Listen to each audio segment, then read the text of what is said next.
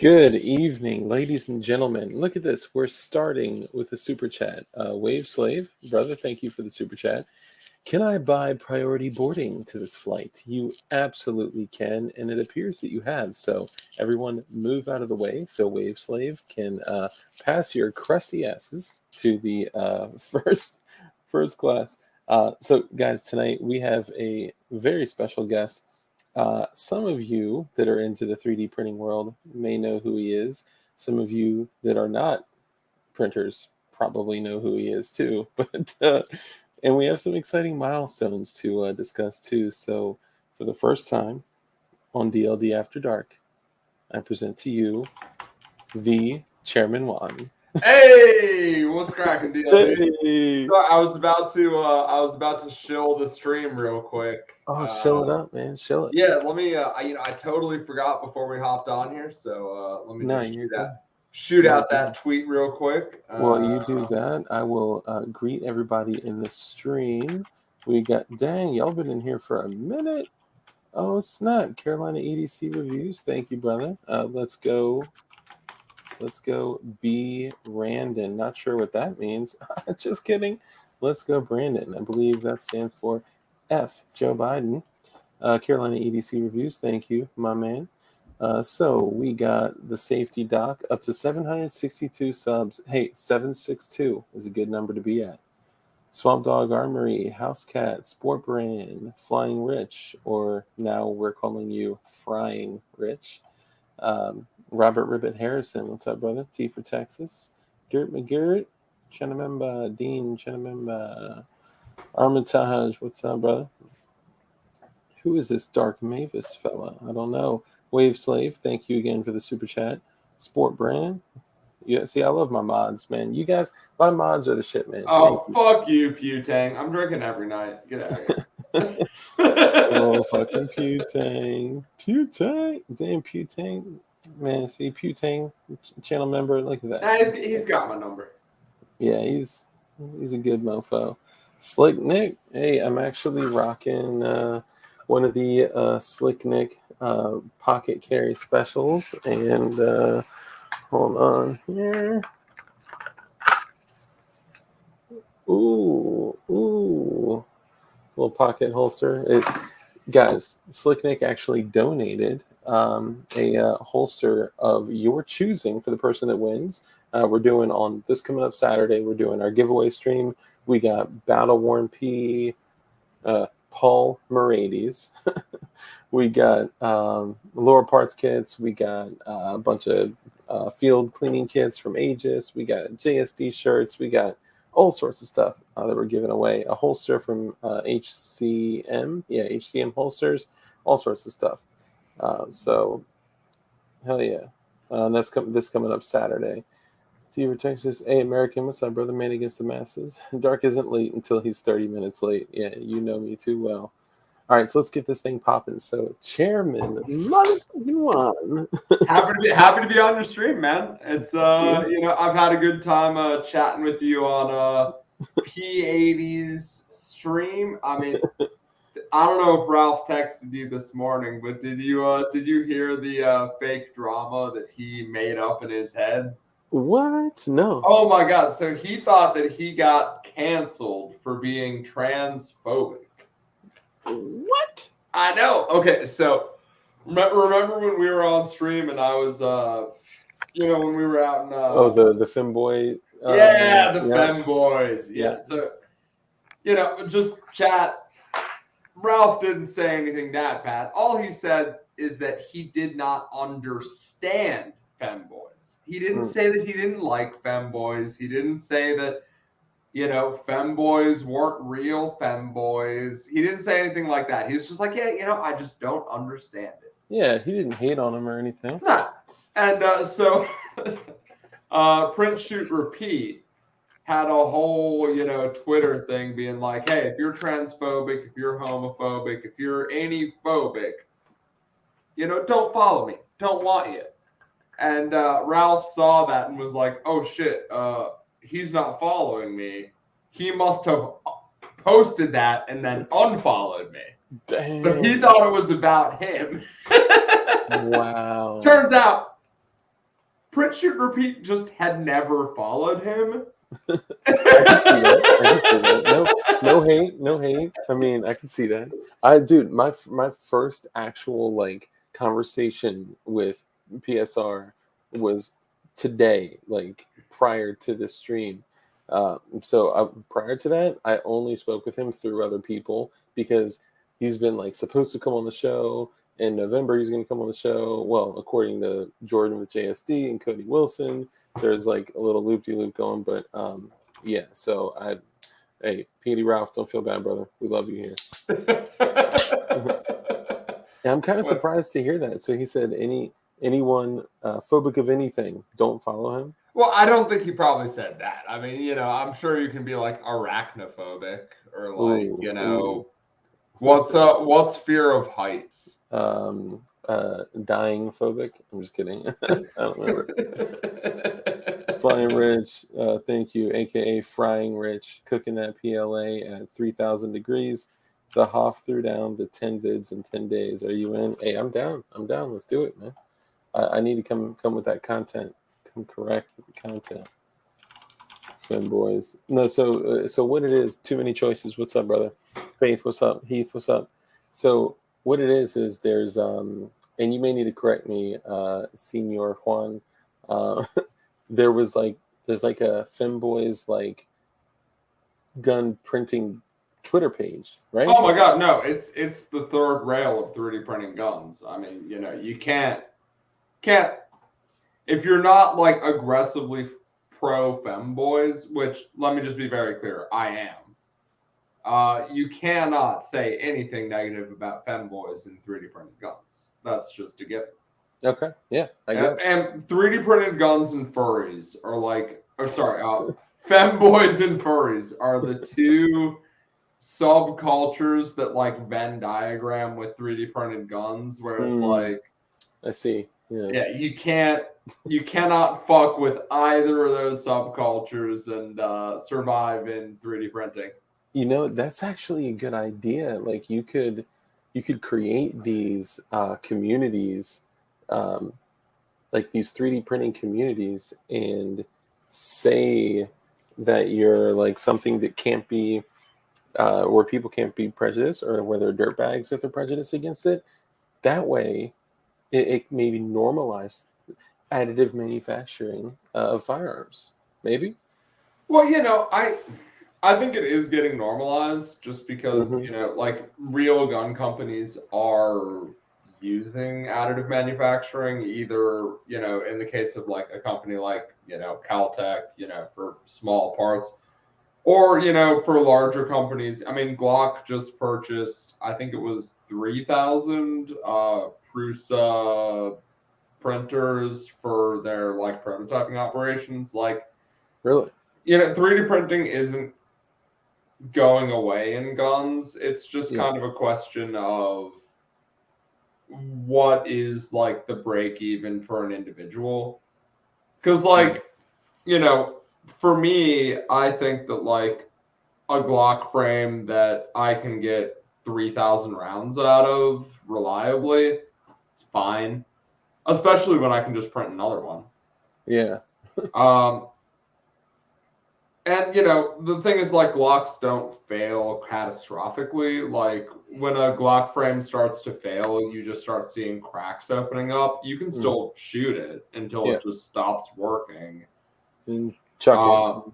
Print it. Yeah, I mean, like, the moment you see a Glock frame start to fail, you still have hundreds of rounds left before you actually have to reprint. So, like, if you're, like, in a situation, I mean, it's irrelevant because it's not gonna it's just not gonna like immediately catastrophically fail on you. So what is the typical spot that well, I guess there's so many spots that it depends on the print. It fails around the small pinholes that are up top.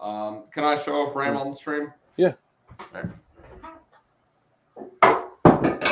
And for any YouTube moderators that may be watching, this is a non-firearm grip module.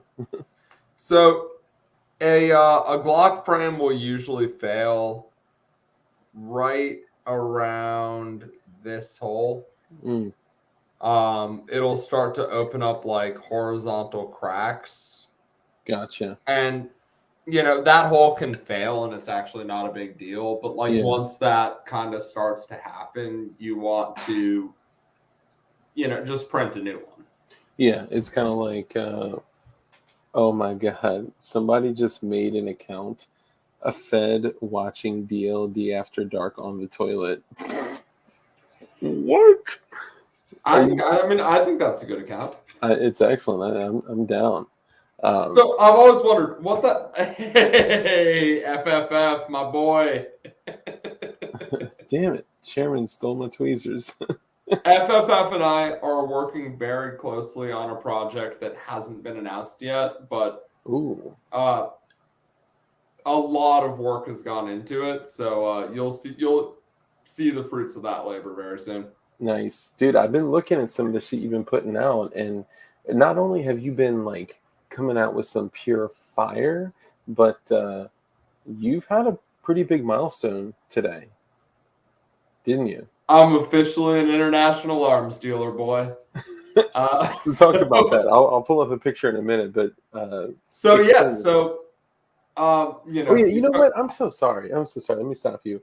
Let everyone know who you are and what you do. I missed that. Totally missed that. Hey, I'm just like a guy. I do some things. Here we go. It's hard to describe. I don't really make anything new. I don't do any of the actual legwork that like makes 3D printing guns like a huge success. I just do aesthetics. I take stuff that people already make and make it a little better, put a little panache on it, and put it back out. It's really kind of the easiest gig in the world. Yeah, it's what I like to call R&D, which stands for rip off and duplicate. Well, I wouldn't say that. It's more, people underestimate the time, skill, and labor that goes into like really well done 3D modeling. Mm-hmm. So I don't do any R&D. I don't do that. I just take things and refine them to the point that they are as good as I think they can be. So like, print anyone else's Glock frame and then print one of my Glock frames and like hold them in your hand or, just look at them. There's a big difference. And that's what I do. Well, let's take a look at one of your frames. So one of your frames actually recently has shown up in publication today. You want to talk about that? It's a huge milestone for me. It's about, okay, you start designing any kind of guns, 3D printables, and you can't wait until one of them shows up on an evidence table. And it's been, I don't know, I've been doing this for about 6-8 months. I think today really is the first time a ChairmanWon frame has shown up on an evidence table. I'm so happy. And with the Mendez, or is that Mendez? Yeah, no, that's not a Menendez. That's just a, well, it might be. It's hard to tell because the ones on the table definitely are. Yeah. And that one is the same, but evidence. that bottom part is just a normal Glock base plate. Yeah, the +2 or +3. Yeah, that's just the normal Glock base plate for that. Yeah. So that makes me a little confused because the normal Glock base plate wouldn't fit on a Menendez mag. So yeah, that's true. Because the little yeah. So yeah, I'm not quite sure what's going on with the magazine there. Because like looking at everything else on the table, you'd say, yeah, that's a Menendez mag, but the base plate that's on it makes me think that that's an actual OEM Glock 33 rounder. That's been painted or something. That's been painted white. That's my guess, just based on the base plate. Yeah. But I don't know. I mean, shit. I could pop. I mean, It's also possible that a cop just forced the base plate on there Oh, that's true. It could have been an empty shell. with just a base plate put on, because like there's no mag release in that frame, so like a cop just like jammed a magazine up in there. Yeah. So like, you know, it's really hard to like make any, you know, concrete statements about this. I mean, oh my God, I didn't even realize. Is that a 3D printed suppressor next to No, a that's apparatus line? that's just an AliExpress, like, you know, fuel filter type thing. Then they got some droop. They got some droop frames. They got a Beretta slide, and that looks like a printed. Zoom in on that. I don't think that's a Beretta slide. No, I highly doubt that's a Beretta slide. it's doing this weird thing where when I zoom in, it's actually making it smaller. You see that? I don't know, man. I think technology just hates you, and you should become a quit. Luddite. I should quit. Yeah, I'll quit now. I'm gonna let him wrap up the stream, guys. Just kidding. Yeah, the most noticeable thing, aside from this beautiful white frame with these beautiful white gloves, is that there is no lower parts kit installed, but there might be a takedown latch. Hey, can you send the streamable link over to Mr. Snow? He's in chat hanging out. He might as well join us. Mr. Snow, brother, I would love to have you in. This has been a dream of mine. You know, like your dream was to be on an evidence table. My dream was to have ChairmanWon and Mr. Snow in a stream at the same time. Hold up. Mr. Snow, please hold. I will get this to you in just a moment, good sir. Actually, you know what? Could you? I don't think I have his contact info. Do you want to just copy and paste that StreamYard? Yeah. Let me do that right now. I'll make it. You got it. Yeah. Will it transfer if I just send it to him? Will it work? Yep, it will, as long as you do the StreamYard one. I just sent it to him. Word. Oh my God, Mr. Snow. Sorry. So when you hear ChairmanWon, right, you start to think like, okay, well, you must be like on a board or, you know, a chairman of a company or something. No, it's really quite literal. How do you mean? I am a chairman. You're made of chairs? I am literally at the subatomic level, made of very tiny chairs that just interlock. You know, like stacking furniture. Yeah, it's just that all the way down. Like I've been a furniture designer for the past 10 years or so, and when I started doing guns, you know, I was just using my furniture design username. So nice. That's you know, that just happened to be the username that I became known by, and that's awesome. You know, I'm not gonna change a username because it's hey, you know, I design furniture, but I buy IKEA. You know, I design very expensive furniture for very expensive places, but do you want to venture down the path? Oh, what's up, Freakisang? Let's listen. If we're gonna venture down my my litigation rabbit hole, let's wait. Let's wait for Mr. Snow to enter the stream because. Oh wow! Speak of the devil. Oh, you're not wearing the JSD shirt. Where's the JSD shirt? Gentlemen. Good evening. Good evening. Good evening, sir.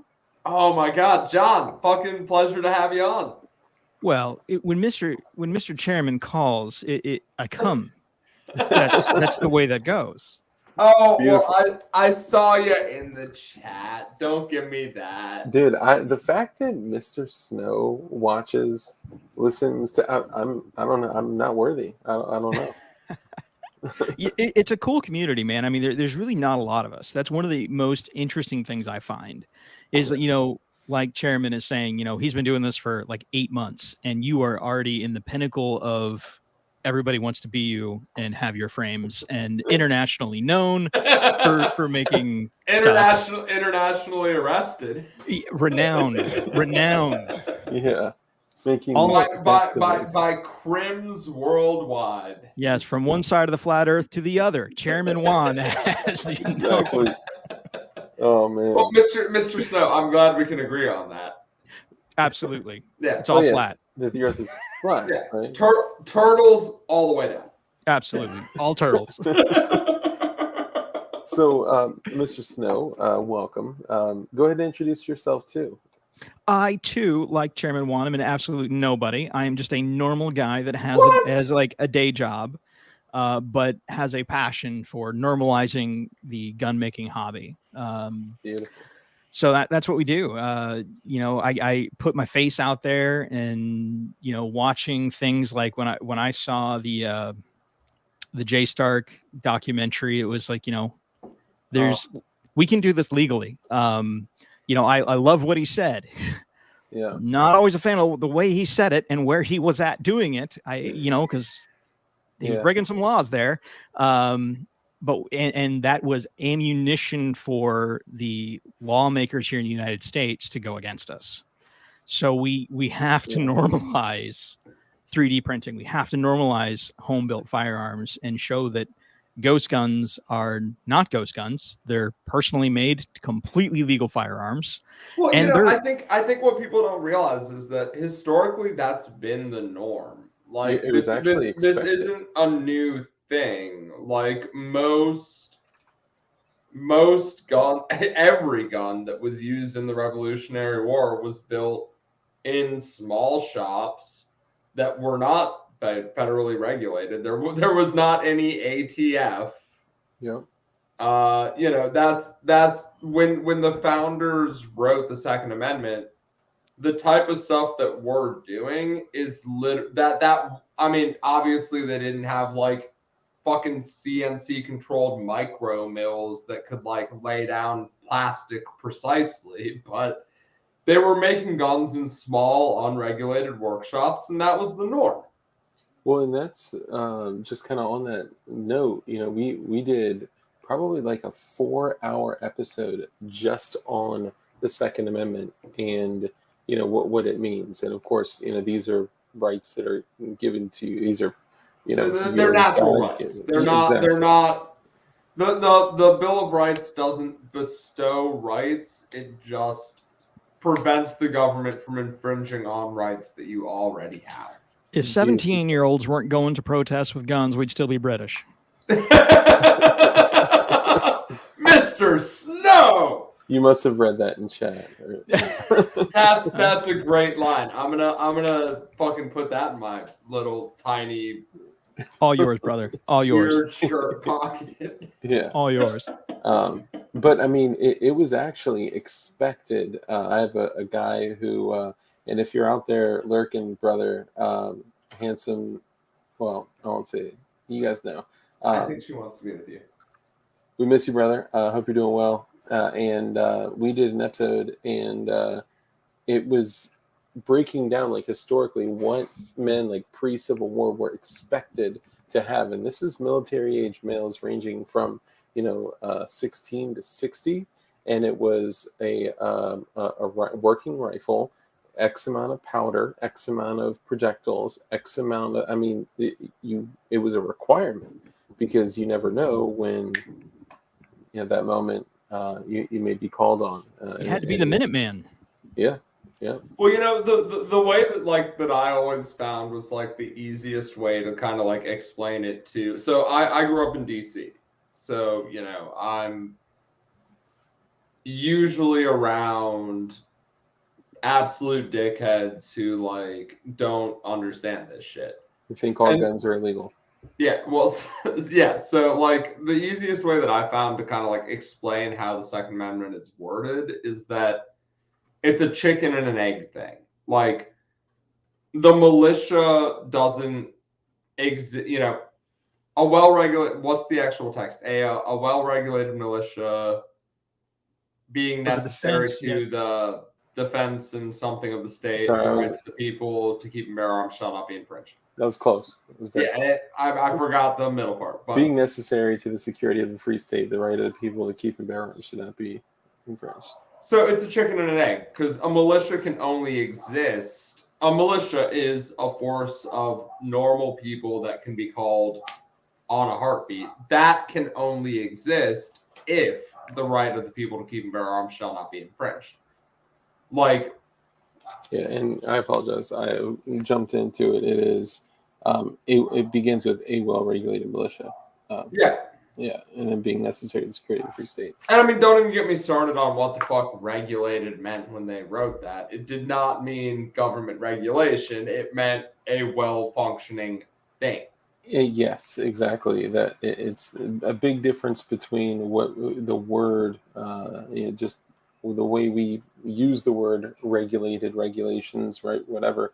But Versus... another thing that pisses me off though is that like the Supreme Court ruled on this. Like, people love to like tote this right to an abortion that was, I'm not saying it's illegitimate, just that it was created by the Supreme Court. The Supreme Court looked at the right to privacy in the context of medical procedure and said that, okay, that extends to the right of an abortion. Therefore, there is a constitutional right to an abortion. The Supreme Court created the logic that that right exists under. And the Supreme Court also read the Second Amendment, decided that those words meant, yes, there's an individual right to bear arms. And like these same people who like you couldn't make any headway talking about abortion. Yeah, it's a right. It exists. Roe versus Wade. But like they somehow still think that like the right to bear arms exists in the context of a militia, even though the Supreme Court has exactly ruled, in the exact same context, has ruled that no, it's an individual right. So like it just really like upsets me that like, this is settled law. Like I can feel how I want about abortion. I can say, hey, like, I don't think it's a real constitutional right. It's murder, fuck you. But like, I can't pretend that like that has any legal meaning in the current ecosystem of, what the current jurisprudence is, because it doesn't. The jurisprudence says that's a constitutional right. And in that same exact thing, I could be totally anti-gun, but like the Supreme Court has very clearly said the Second Amendment is to be read as an individual right to bear arms that exists. You have the individual right, and you need that individual right because if you need a militia, you have to have that individual right to have a militia. So, I mean, I'm going off on a tangent here, but it really rustles my jimmies. I think you're hitting on something here, though, that there's a difference between what is legal, moral, and ethical. That those are three distinct different things. Oh, Mr. Snow, define the difference between moral and ethical. So moral is the populace, the morality of the age, the morality of the choice of the people. So abortion's a wonderful example of that, honestly, that, there was a time in our nation where abortion was illegal and outlawed. And I mean, you can apply this to many things. Witchcraft was illegal at one point. Homosexuality was illegal at one point in our nation. But the morality of the nation changed by the populace vote to where those ideals changed. And thus morals affected laws. Right. So morals are like the morals of the populace. Like ethical is the thing that is like outside of like, I got you. So like what's ethical is natural rights are the concept of ethics. Things that are true regardless of moral. So something can be immoral, but still even, potentially ethical. The idea that if they say that suddenly the Second Amendment is null and void, you are not allowed to defend yourself, that is immoral. That would be the legal aspect. But correct. if everyone in the society felt that way, that would be the moral aspect. Correct. But the ethical aspect is that no, that's fucked. Nailed it. Beautiful. You know, look at that. Mr. Snow, you just gave my entire worldview. Like, it had 2 legs, and I didn't even realize it. I thought it was just like a dichotomy. And now, you've given it that 3rd leg. It's a solid tripod now. We got to have the milk stool, brother. Man, Shit, dude. I'm Wait, a spider milk after stool? that. Whoa. You got 8 legs. Whoa, Mr. Snow. A milk stool is traditionally a 1-legged stool. 3 stools. 3-legged. No. The traditional milk stool. Okay, See, now we're on a tangent because now we got to Google this. Look it up. It looks like an extended butt plug. Here, So the maker of chairs, the Chairman. When I Google milk stool legs, all I see is 3-legged stools. Because you put legs up. Oh, okay. Fair. You bias the search result by including a plural. Just search milk stool. All I found was an evidence table with a ChairmanWon. Same thing. Single stool evidence table. Wait. You guys decide if I'm the most smart man ever and totally correct or totally fucked for 30 seconds. I gotta drain the weasel. No, that's okay. Go drain him. I think it's an interesting thing. You bring up some good points, and it's a different perception. And going back to all the literature in the Constitution, the quotes, and I keep seeing all these references to virtuous people and disciplined people, and I feel like those are the exact things that are, we've kind of been on this path of degradation in the United States where morality and virtue and, all these things are kind of slipping. And what's, I guess the best way to say it is, what people want, to legislate and they can't, they are having it enforced societally, right? And virtue and morals are lacking as a result of it, right? You have your neighbors kind of screaming at you for whatever. What are your thoughts on that? No, I mean, that I think that's a black pill mentality of I want to accept that the world is worse off than it was. I will challenge you on that, and I don't believe that, honestly. So we can get into some deep philosophy here. This is Mr. Snow's view of what's wrong with the world and some philosophical concepts here. What I see wrong with the world today. I'm going to try to shorten this down and keep this smooth and keep this simple. First off, I think we see something called survivorship bias. So quick story. Back in World War II, they were analyzing these B-17 bombers, and they were seeing where the bullet holes were. And they were trying to decide where we had to increase the amount of armor on these bombers. And they were looking at where those bullet holes were and said, this is where the most impact is. So that's where we need to put the armor. I recall that. The problem with that, their search here is that they were looking at bad data because they were only looking at the planes that returned to the airfield. And this is called survivorship bias. And the problem is they needed to be putting the armor where there were no bullet holes because the idea is the ones that went down were the ones that got hit where there were no bullet holes. Okay, so survivorship bias. So survivorship bias means we're looking at a data set and we're making some assumptions that are probably bad. That's the basics of survivorship bias. So is it possible that today we see more mental illness today because we stopped burning witches 400 years ago at the stake? Is it possible that today we have more racial tension than ever before because we are more integrated than we have ever been before? So this idea of we've come from the worst to the now, but people say, well, it didn't get better. We just have new problems. But that's kind of well, what Mr. progress Snow, is. I mean, I think you and I can both agree that it was a huge mistake to stop burning witches.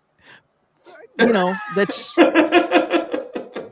Actually, funny enough, John Crump, if he comes in here, he has some family lineage back to those times, which I'll let him speak on. But no, I mean that's a great perspective to have, and I think that's a fair perspective to have. And in again, because everything is about perspective, comparison, contrast.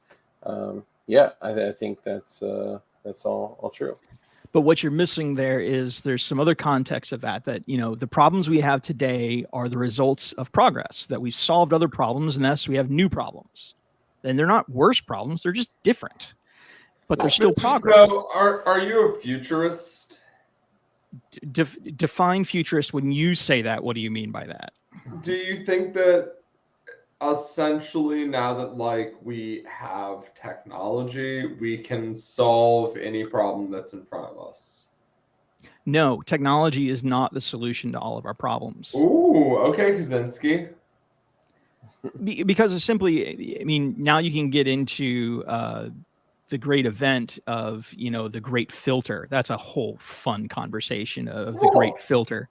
But no, but that's just a theory. Like the great filter is a answer to the Fermi paradox, Correct. and we don't actually. It's one possible solution. I mean, my Fermi paradox solution that I'm most partial to is just that intelligent life is very unlikely. Really quickly, I apologize. I totally overlooked this. Glowy's 2021. Brother, thank you for the super chat. And if you had a message with it, it didn't come up. So feel free to type something. And Bob is asking, ChairmanWon, what's tonight's beverage? Oh, naturally sparkling apricot LaCroix. Nice. LaCroix? Oh, LaCroix. yes. The fun. I too am LaCroix. drinking seltzer. I'm a I do have a Peabody Heights Terrapin Park here though for when I decide to open it. So. when it really gets interesting and pops off the rails tonight. No, but I mean, like, okay, so Mr. Snow, Fermi paradox. I mean, I love the Fermi paradox. I do too. I mean, I think it's. We probably need to put that in context. I'm sure that there are some people out there that don't know what that is. But before we do that, so sure, let's define the importance of the question, because I mean, to me, this is probably like the defining question of the technological age of humanity. Is give me 1 second, keep going. Where the fuck is everyone at, bro? Yeah, that's the big question of, you know, is it the great filter out there that has ceased their existence, or why haven't you met with them? Why haven't I heard from them? My simple answer to that is just space and time. It's just so big and so far. And the idea that, you know, we as a human society have only been on the earth for maybe what, 40, 50 million? But that, I mean, all that you need to count is like a technological society. So really 300 years for what matters. But okay, so as far as the Fermi paradox goes, we're not looking for radio waves. We're looking for occlusion of stars. That's really like what it comes down to, because that would be the first thing we see. Yeah, exactly. That'd be the first indication. Okay, because you know the whole Dyson sphere idea, which is nuts. No, it's not. I mean, the popular conception of the Dyson sphere is nuts. Like a literal sphere is nuts. But what it really is talking about is you start building orbital habitats, and at a certain point, you start occluding the sun in a way that wouldn't be explainable through natural phenomenon. Yeah, Starlink. Yeah, we yeah, I mean, honestly, yeah, but not around the Earth, around a star. Yes, yeah. The point is, like, it's almost unexplainable that we've never seen any evidence of that. Because even if you had like a very advanced technological civilization, I mean, all it would take is 10,000 years At our current population growth, in 10,000 years, we would occlude the Sol, we would occlude the sun with orbital space habitats to keep up that population growth. We've never seen any evidence of that. Like, if we did that, let's say hypothetically we fully occluded Sol, you would see you would see a star that does not shine in visible light, but shines only in infrared light. Yep. We've never seen a single star that does that, and the galaxy is so old. And we have so many stars that we've looked at that it's inexplicable that we've never seen that. If I'm with you. At the same token, it's so big, so vast, it's hard to accept that we're alone. I don't think it is. I really don't think it is. I mean, rare, yes. Rare, absolutely. What's the equation? The Drake equation? I mean, sure, which is totally Draco? bullshit. And I mean, listen, I'm not saying we're alone in the universe, but Dark has no idea what he signed on for tonight. Nope. I think it's very possible that we're alone in our galaxy. I'll buy that. Just kidding. Yeah, I'll buy that. I mean, just because we can't individually look at stars in other galaxies. 100 million light years. Yeah. So our galaxy is roughly 100 million light years across, roughly. But yeah, I mean, honestly, from what we can see in our galaxy, I wouldn't be surprised if God came down tomorrow and said, "Yeah, you're alone in the whole universe." Sorry, that sucks. Could be. Yeah, could be. But it really doesn't fill me with any kind of existential dread, because it's 100 years ago, people didn't know what galaxies were. It's well, and that's where you kick in with the great filter, the idea of if we are alone and all that kind of stuff, that we could be hitting that point of technology is gonna kill us all one day. I'm not that guy either. Yeah, but I just think it's way more likely that the reason is just that you don't get intelligent life in the first place, because brains take a lot of energy. Mm-hmm. And so I would agree. You need something to do. You that energy actually has to be worth it for survival. And all the weird things, you play that what if game where it's if we didn't domesticate wolves, we might not be here today. Well, and one thing that's always kind of drove me a little bit the weird questions that keep Mr. Snow up at night is this concept of entropy, that in no existence should things go from simple to more complex. That's weird. Things should always break down the opposite way. And the idea that a single-celled organism got more complex through survival of the fittest, and that two genders biologically formed it gets weird. Why does that work? And why is it so universal on our planet that there's sorry guys, two biological genders. Yeah, two biological genders, not sexual orientation genders. We're not going there. Oh shit! I'm texting. We're canceled right now. We're canceled. We're canceling Mr. Snow. That's it. I always knew it would come. I always knew this day would happen. Prince Shoot Repeat, I need you to get on right now with Mr. Snow. So the idea of going from simple to complex is just weird. That's an interesting concept. But I mean, local. But I mean, that doesn't seem weird. I mean, localized reversals of entropy are always allowed. You see it whenever you make a fire. Dogs with motherfucking nods live after dark gave us a super chat, and I know we had in the stream where we talked about dogs with nods. And I don't know who you are, but I know you're coming in here and fucking with me, and I like it. So thank you. The dogs couldn't use nods.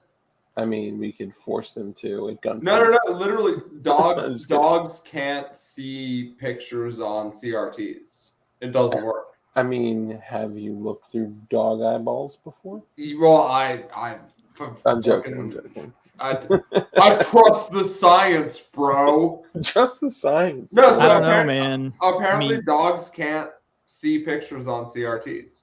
I mean, my dogs loved watching Milo and Otis and trying to get across country and Homeward Bound. They were fascinated by that. Dude, my dog used to watch TV too. I think he more listened to it, and then he may have just seen whatever glowing box that was. Thanakis Lupus, the Salty Wolverine, thank you for the super chat, brother. I appreciate it. All y'all are super chatting, knowing that we're in this deep ass conversation, and It's because they're trying to break it up. No, we're just talking about guns here. $5. I know, right? Everyone's like, so what do you think about the MUP1? You didn't realize that you joined the Fermi Paradox live stream? Oh, dude. You want to know how you make guns like Chairman and Mr. Snow? You got to go here. You got to start here. This is the place that it exists. You have to start. You have to start at extreme existential dread and just work outwards. Fair.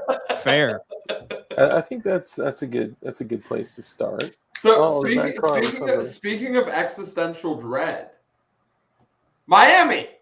Yeah. Yeah. So Mr. Snow is officially now a speaker at Guns and Bitcoin. And surprisingly, not for guns. Well, we'll see. So we're in contact with Guns and Bitcoin. Guns and Bitcoins is kind of a technology freedom conference, all about Bitcoin and firearms, the right to bear arms, and freedom tech. And they're going to be in Miami, Florida, on April 8th and 9th of 2022. Of course, Chairman is also one of the speakers there at the event. PSR is going to be there. Nice. A bunch of people are going to be there. Who else is going to be there? Is Tusk involved? Suckboy Tony and fucking Rodriguez are going to be there. Jeff Rodriguez is going to be there talking about the Liberator 12 coin. I don't think Tusk is going to be there because I think it's more about. I'm just like eternally frustrated with Jeff. Well, tell us more about that. Yeah, I'd like to learn more about that. And Zach Carr. It's been 8 years. It's been 8 years on the Liberator 12K, and like he just keeps over designing it. Like I'm actually really excited for him to like give a presentation about it because like I just don't understand it. It's like if you or I sat down to like design a 3D printable shotgun tomorrow, we could have some in a week. Yeah, we'd be done in like 2 weeks. And he's been doing this for 8 years. So this is the dude that he was at the I literally don't understand it. We should probably make one for Guns and Bitcoin just to piss him off. Oh my god, can we? Yeah, we can. All right, we'll get started. Let's get started tomorrow. Well, one of the things that I was actually going to say, because I know, like, ChairmanWon, you had mentioned, like, you were like, dude, I am totally like a nerd when it comes to like CAD and fucking around in there. I was going to say tonight. Have you seen my 3D models? Oh my god, yeah, I mean they're nuts. So I have to be wildly autistic to do that. Oh, of course. Just don't look at them in Cura. Yeah, I was gonna say, let's jump in, bro. Damn, Kira. I was gonna say, let's like jump in, screen share, and like, I mean, show whatever you want, dive into shit, show people kind of your thing, what you do, if you wanted to. No, I don't want to do that right now, just because the stuff that's actually on my screen. So I'm putting together a pack of experimental stipples. So like the stipples that you guys are all familiar with are all things that I developed over like a 6-month period, trial and error.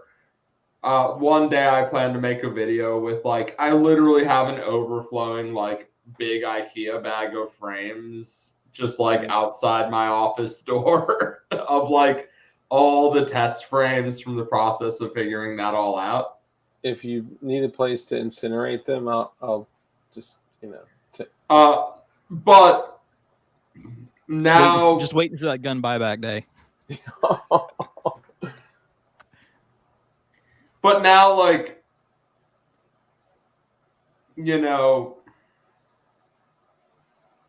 You know, back then, like, if I started a project, I could get like 4 or 5 like really good beta testers to help me. And it was like, hey, that's like close and tight knit. These days, if I want to like start a new project, it's much harder to like actually find like a close knit group of people. So like I've kind of like squared that circle just by like not sharing anything until it's like ready to release. Yeah. So like, because part of it, you get sick of hearing about it. well, it's just like, you know,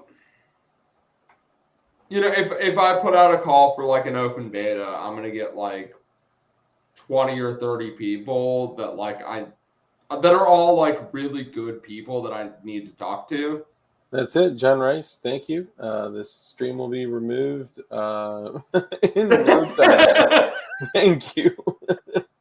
sorry. But I mean, just the problem is like you can't at a certain like level of like people liking your stuff, you can't get you can't just get like a core group of like a few interested people that like you can talk to every one of them. You get like too many people. So these days I just collaborate with like 1 or 2 people that I like start with.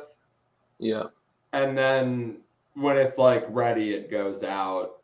And I mean, you know, I don't like people, it. Like I have a couple people that like we deal with embargoed information on a regular basis that like are freaking rock solid.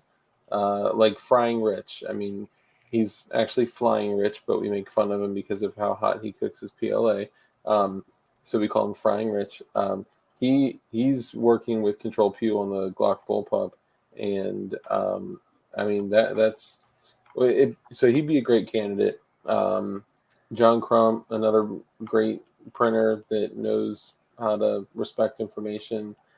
It's not that. It's just that like, you know, like for what I'm working on right now, it's just like I'll share it when I'm ready. So like people know how to like do the type of stippling I do now. Like I figured it out. Like I figured this out and like taught people how to do it. So like there's a few other people who can really do it now. Like Freeman can do it. You know, Other Sig can do it. Other Sig, yeah. There's people who can do it, and I literally like I shared all the texture libraries with them. Like they have all the stuff to do it. Dope. And like, you know, that's what I wanted. I wanted this to like be a technology that like people could like use and understand. Damn, bro. But Is that a swamp fox? No, it's a Venom. No, Venom. But now that it's like out there and like other people can like share how to do it, I no longer feel like it's my responsibility to like tell the 3D printed gun community how to like be good at CAD. Yeah. Well, but you teach them not CAD. You're teaching them how to be good at mesh. Your mesh stippling. You know, it's still CAD. Yeah. If they were good at it, they would have figured it out on their own. Yeah. Well, I mean, no ZBrush, and I mean, you know, Maya and all that stuff. I mean, you're doing awesome stuff. There's no question about that. But no, I think you're right. I think it's easy. Yeah, because that's what you've done in the furniture world. And aesthetics have been your drive. But like point being, you know, I've kind of like accomplished the goal that I set out to do, which is like unfuck 3D printed guns and like get people to actually focus on grips and like minor aesthetic issues. Yeah. So absolutely. Like, I think you're the guy that took 3D printing and said, no, this is better than OEM now. This is better. Yeah, I mean that's what I wanted. That's really like what I wanted, and like, you know, it's done. This image side by side is actually kind of hilarious because we've got the ChairmanWon with my upper on it, you know, this is aesthetically amazing. Functions like garbage, but because it will blow, this will blow up in your face. Matter of fact, it's blown up in my face. And there's a video on that. That was, oh yeah, no, there's a video on of this thing. Like this whole upper like blew off and clipped my ear. It was amazing. Damn, which part? The whole upper slide half. So that whole white. I'll pull it up here in a couple minutes. We can watch that together. It's fun. And then this over here, this is the Cobra 9. So this is 100% homemade bolt. And mechanically, this is going to, once we marry together, you know, the aesthetics of 3D printing with the mechanics of Durwood. Yeah. And yeah, so Mussy is the ultimate structural engineer CAD guy, making stuff simple. That's Mussy. Durwood is the engine of mechanic. That's a great idea kind of guy. You know, I refer to Durwood as Da Vinci with an angle grinder. That's who Durwood is. Can you hook me up with those guys? Because like I've always wanted to be involved with some of their projects. Like I'd love to do. You know, if they're interested, I'd love to like. Yeah, Mussy's the guy you need to hook up with. Well, he's the guy. Can you make the introduction? Because yes, I will. I have no idea how to even. We will make that happen. Yeah, Mussy's in Romania. Damn. So it's a cool guy. See, DLD connecting people. One 3D printed burner at a time. One niche micro celebrity at a time. That actually surprises me a ton because, like, I always considered like the Durwood Mussy stuff to be like the American 3D printed thing, you know. It's global. There's a lot of guys in that group that are not inside the U.S. that are designing the stuff with us. Dude, that's awesome, man. I understand that there are inherent challenges with that. And also, I love the amount of passion and not giving a fuckness that I see with it, you know?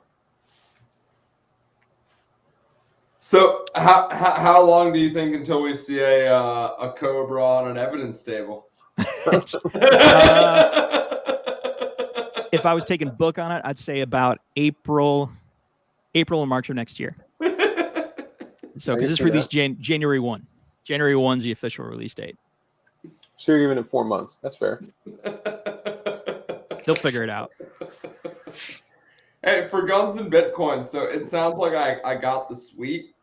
So we should we should do it, but we should also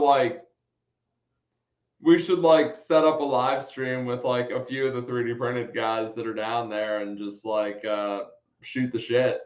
Yeah, I'm always down to that, man. That sounds like a blast. Yeah, it's gonna be nuts. Having everybody together. The guy who I'm most excited to meet is Suckboy Tony. I am super excited to pick that guy's brain and see what he's up to. He's just a fucking madman. I love him. Like I think Suckboy Tony is like by far doing the most interesting thing in 3D printing right now. Like he's actually pushing like 3D printed ammo to a point where like, holy shit, this might actually be viable. Yeah, but none of it's, none of it's new. I mean, it's awesome, but it's not. I mean, Metal Storm has been doing that for years, you know. Yeah, sure, but like that's the eternal like. But what about for 3D printing? And like, I've neatly sidestepped that by not caring, and just saying like, no, like I just want to make cool frames. But like, you know, people who really care about like DIYing a whole gun. I mean, the ammo is kind of the tricky bit because, like, you need to be able to DIY that. I mean, he's. It gets better. Here you go. Yeet. Look at that. Look at that ear jiggle. I was about to say, John, you have very flexible ears. You are so lucky. I had the Homer Simpson jiggle going there, man. It was that was good times. Wow. Little message there for all. But no, I mean, you guys gotta remember, wear your PP. Suckboy is getting 1200 FPS out of 3D printed 7.62 by 39 ammo. Like, that's nuts. Well, I mean, it's sabot rounds, so I mean, it is a lead projectile that's got a 3D printed sabot around it. Well, that doesn't matter. It's still, yeah, totally viable, and it's awesome. And I look forward. I hope the next step is that Metal Storm idea to where he's going to be able to stack projectiles. I don't think that will ever happen. What, full 3D printed projectiles? You don't think that'll ever happen? No. So stacking projectiles is the idea of, what Suckboy Tony's doing with caseless ammunition. Wait. John, before we get into that, DLD, are you familiar with Metal Storm? No. John, you want to... Yeah, so Metal Storm is basically this concept of a firearm technology that has multiple barrels, and they stack the projectiles. So you have a projectile in a barrel with a powder charge behind it that can be electronically ignited. And then right behind that is another projectile with another electronically ignited powder charge behind that. So you can have a barrel. Well, no, it's not sympathetic because you can actually control each one individually. Oh, okay. So that would be like the next step of Suckboy Tony's project, is to basically make his project semi-automatic. Semi-automatic black powder. I think he's focusing on like a revolver mechanism. Yeah, multiple barrels, I think, is what he's really doing right now. Okay, I feel it. So it would be interesting. The moment he gets the ammo like actually working, I mean, I think it's like just revolutionary. I mean, 1200 feet per second with a Sabot 7.62 by 39 round. That sounds pretty damn good. My question for Suckboy is going to be, why are you using pre-manufactured, rounds? He's not. He's casting them now. He's casting his own, and he's actually, so he's 3D printing the molds in silica. He's 3D printing the bullet. He's casting the printed material in silicone with the rifling. And then he's pouring the lead into the silicone molds to create his own projectiles at this point. That's already done. And now he's actually talking. He's talking to machinists about actually, machining a tool and die for his own custom molds for his lead pours. Dude, I love him so much. I think he's my favorite like 3D printed gun person. Danish Bulldog's my favorite, other than you, Chairman. Oh, wait, what? I do not know Danish Bulldog. What is he up to? Danish Bulldog, let me turn on some additional light here. I feel like it's getting darker as we talk. Danish is the guy that developed the DB9. He also developed the Galileo. So wait, it's just DB Firearms on Twitter. Yeah, so that's yeah. No, I talk to DB all the time. Yeah, that's Danish Bulldog. So that's I didn't know that's what it stood for. Yeah, DB stands for Danish Bulldog. So I was Danes are fucking weird. Is he actually Danish? I don't think so. He's out on the West Coast. They're so fucking tall. You just have the weirdest hang-ups, man. Dude. Thin boys, totally fine. Tall people, oh boy. It's just Danish people. Like, it's insane. Like, have you looked at average height by country? It's like 5'4", 5'9", 6 feet, and then it's fucking the Danes, and they're 6'5". They're so fucking tall, dude. Listen, when the Vikings were out raiding, they brought back the tall and the pretty ones. That's what happened. I mean, I don't blame them. Someone is literally going to just isolate that one sentence that you said. They're going to be like, ChairmanWon hates Danish people. Let me just be very clear about this, so no one takes this the wrong way. I despise Danish people with Perfect. Glad we cleared that up. Their breakfast treats are. Yeah, I was gonna say, love the pastries. Yeah. They're so tall. Hey, John, how tall are you? I'm 6'1". Fuck. DLD? 6. 5'9".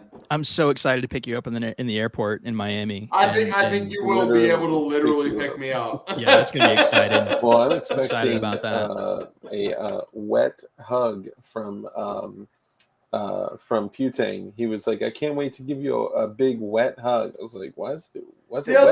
Are you coming to Guns and Bitcoin? No, so I'm sorry. I apologize. So I'm referring to an event that we're setting up with JSD on December the 18th. Like, I'm going to that. Are you really? Yeah, JSD is. Yeah, I'll be there. Oh, cool. Yeah. No. JSD has like a booth for me. There's a whole thing. Yeah, I mean, is that the gun show? Yep. I don't know. Jordan fucking sucks at like actually giving like concrete plans. Dude, so this has been set in stone like for a little while. No, but he's like, hey, you're speaking at this thing and like come to the booth, and I'm like, yeah, cool. And so you're actually going to be like speaking? Jordan says he hasn't given me any specifics. Nice.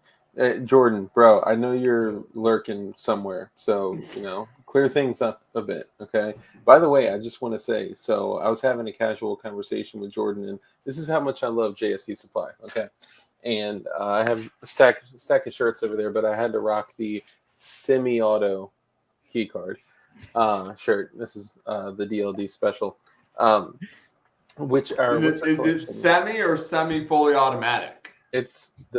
So I had to make sure it was safe. So it's the semi-auto keycard, and it's not to spec. It's a cartoon drawing. So I actually had people like flipping out over the shirt when we put it out for sale in the merch store.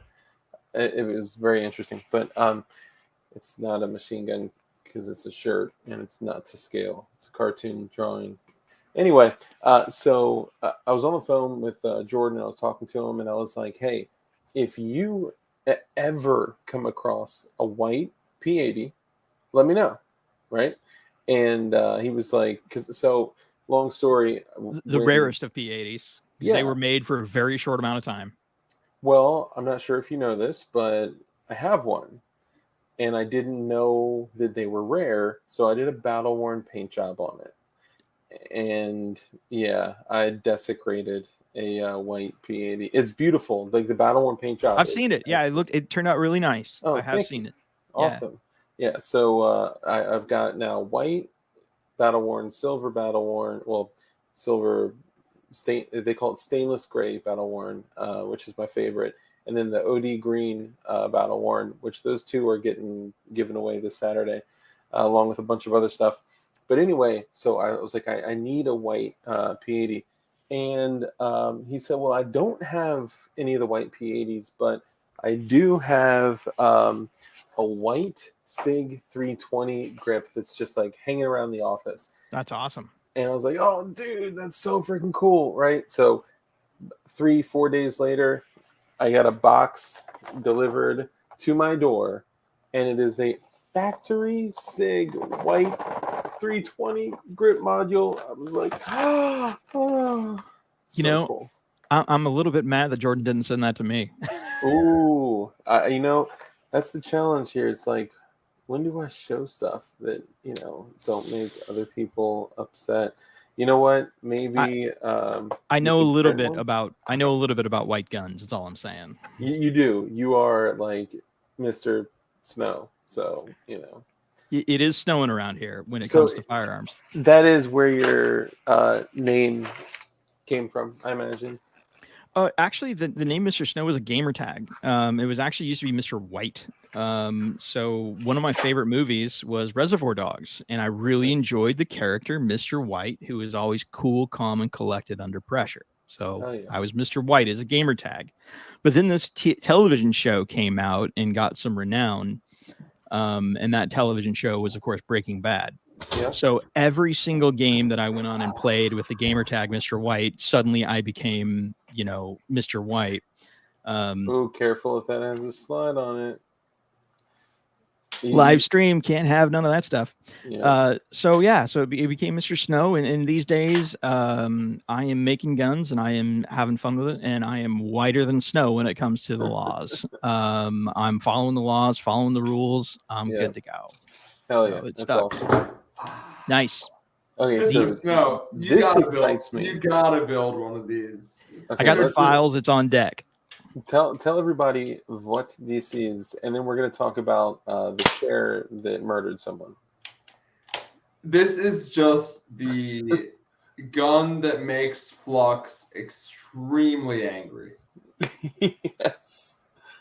They keep threatening to sue Digital Nimbus over the hardware kits, and Really? I love it. Oh, it's just so good. Are they saying actually saying it's a patent breach yet?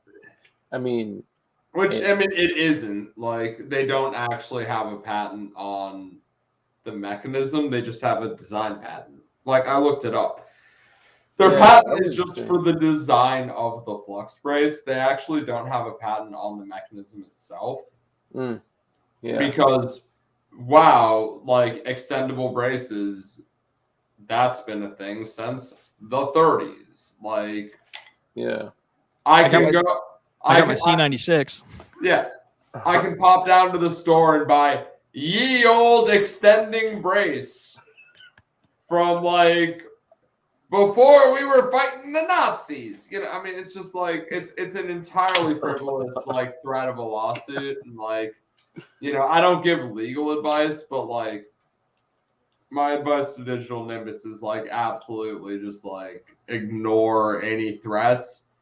And if you get if you get served, like, okay, like, you got served, but, like, don't fucking engage before you get served. Yeah. Mr. Snow, you know what I'm talking about. Yeah, don't give them any ammunition. You know, I mean, there's nothing good by having civil discourse with lawyers. Yeah, exactly. Yeah. I mean, like, it doesn't exist. So, so this is a great segue into my legal troubles. Well, hold on. Before we go there, I had a lot of people in the comments. And guys, I'm so sorry. Number one, it only shows me top chat. And number two, it's hard. I mean, I have such remarkable people on stream here. Like, how do I focus? It's a challenge.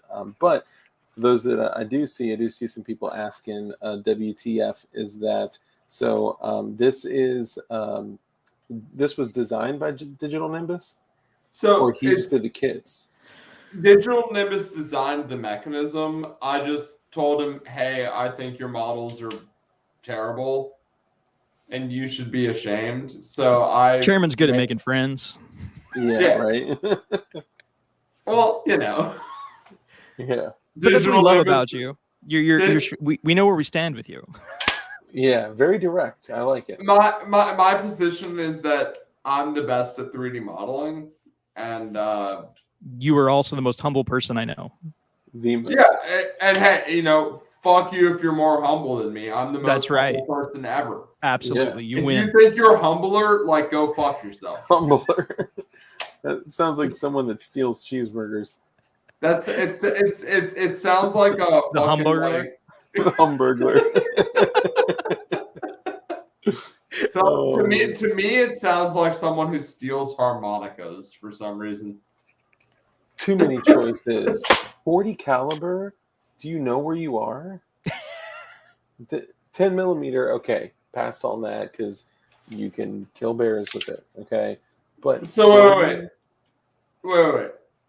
DLD, yes. You don't like 10 or 40? Well, no. So I do enjoy 10 millimeter. I think it is a very functional round. I think that the Smith & Wesson 1006 is possibly the most fun handgun ever created, and the Glock 20 is the most functional 10 millimeter available currently. And then there are a lot of other honorable mentions, but like the 29, oh my God, compact 10 mil, like, dude, that's beautiful, right? But I am a believer in the armory concept, and if you are going to, stack up firearms, then they should be, they should share parts, they should share magazine compatibility, they should share ammunition compatibility to a certain degree. Hold on, to a certain degree. Then DLD, it sounds like you're financially limited. No.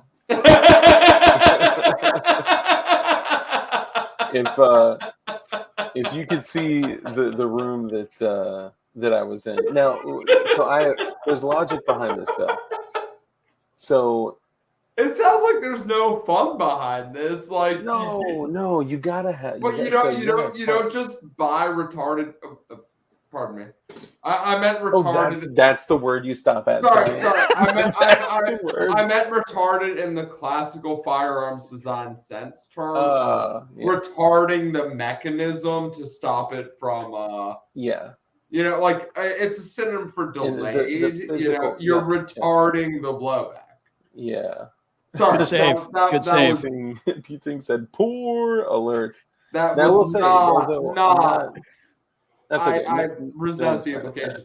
But yeah, what the fuck are you like? What? So I'm not a poor, but I do. He's baiting you. Don't take it. I'll back up a little bit. So, I'm not a poor. Wait, you live in North Virginia. Well, yeah, I guess you can't be a poor living in Northern Virginia. But I guess, wow, what a freaking poor. So I used to have a really high profile job and be, very well off with money. And I separated from that job and am living more humbly now. But all the firearms that I collected and all that were during that time when I was paid stupid amounts of money. So the armory that I'm mentioning, just because something happens to house the same magazine or take the same parts, doesn't mean that it can't be fun, right? Like I have freaking unicorn shit, I got white shit, blue, actually a lot of blue guns, funny enough.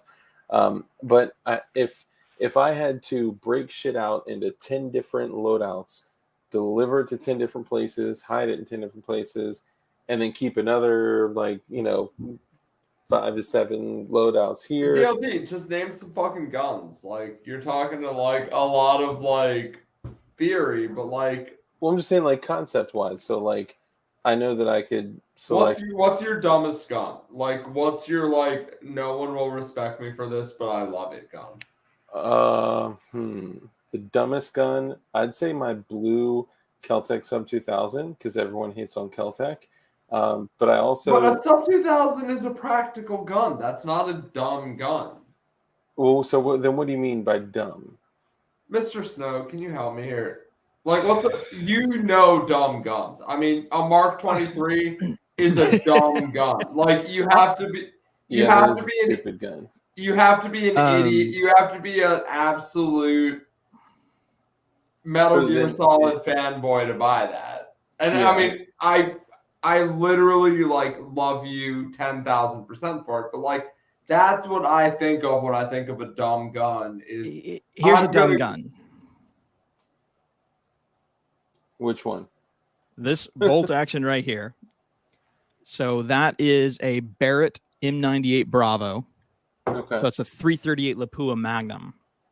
And what is semi-dumb about this is that it has the Barrett computer on it. What? Wait, so, you actually bought one? I told you it was a dumb gun. No, wait. Yes, I have one. It is in my safe. So this is a ballistic computer that is designed specifically by Barrett for the M98 Bravo. This is the definition of quintessential dumb. Gotcha. Essentially, you laser your target, and this computer actually takes humidity readings, and you dial in. It actually integrates with the vertical of the scope, and you just dial in the range, and it takes care of the rest. Damn. So it's a ballistic calculator that's built into the scope that actually calculates 99% of your drop for your firearm. The only thing that's like additionally dumb about this particular Barrett M98 Bravo is I will gladly share the serial number of this M98 Bravo. And Chairman's going to dig this. It's number 10. Damn. See, to me, that doesn't seem dumb. To me, that seems like an MRAD with a dope-ass functional computer. Not an MRAD. It's the original M98 Bravo. Totally. I 100% get that. I'm just saying, like, functionality meets, Oh, stupid gun. I got one for you. I got one because I'm remembering what I have. I actually don't know. I've kind of lost track. So, Chairman, right here. See this little bad boy? Looks kind of like Wait a minute. That's not.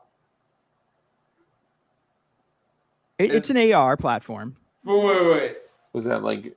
Is that what I think it is? Is that a? No, that's not a port firing gun. What the fuck is that? So this was made by J.D. Jones for me. Yeah. So J.D. Jones, it's a 300 Whisper. Okay. So the predecessor to the what I think that means? Is that? So it's the predecessor to the 300 Blackout. Yeah, it's the guy that didn't patent that shit. Correct. Yeah. So about, oh gosh. That is a P90. 20 years ago. Yeah, there's an FS2000 back there. There's a P90 there. There's an AR7. Yeah, right back there is an FS2000. Which is a front ejecting 5.56. Yeah, that's a stupid gun. Right here, there's. Wait. Can you bring that to Miami? You want the FS2000 in Miami? Yeah, I've always wanted to finger fuck one. Yeah, no problem. There's also a 44 mag Ruger carbine. I've seen that. Those, is actually. Very rare, but I actually have a friend who has one. I've had good times with the 44 mag Ruger. I've actually never shot it. See, I hate you so much. Can we talk about how much I resent you as a person? I understand that. I'm okay with that.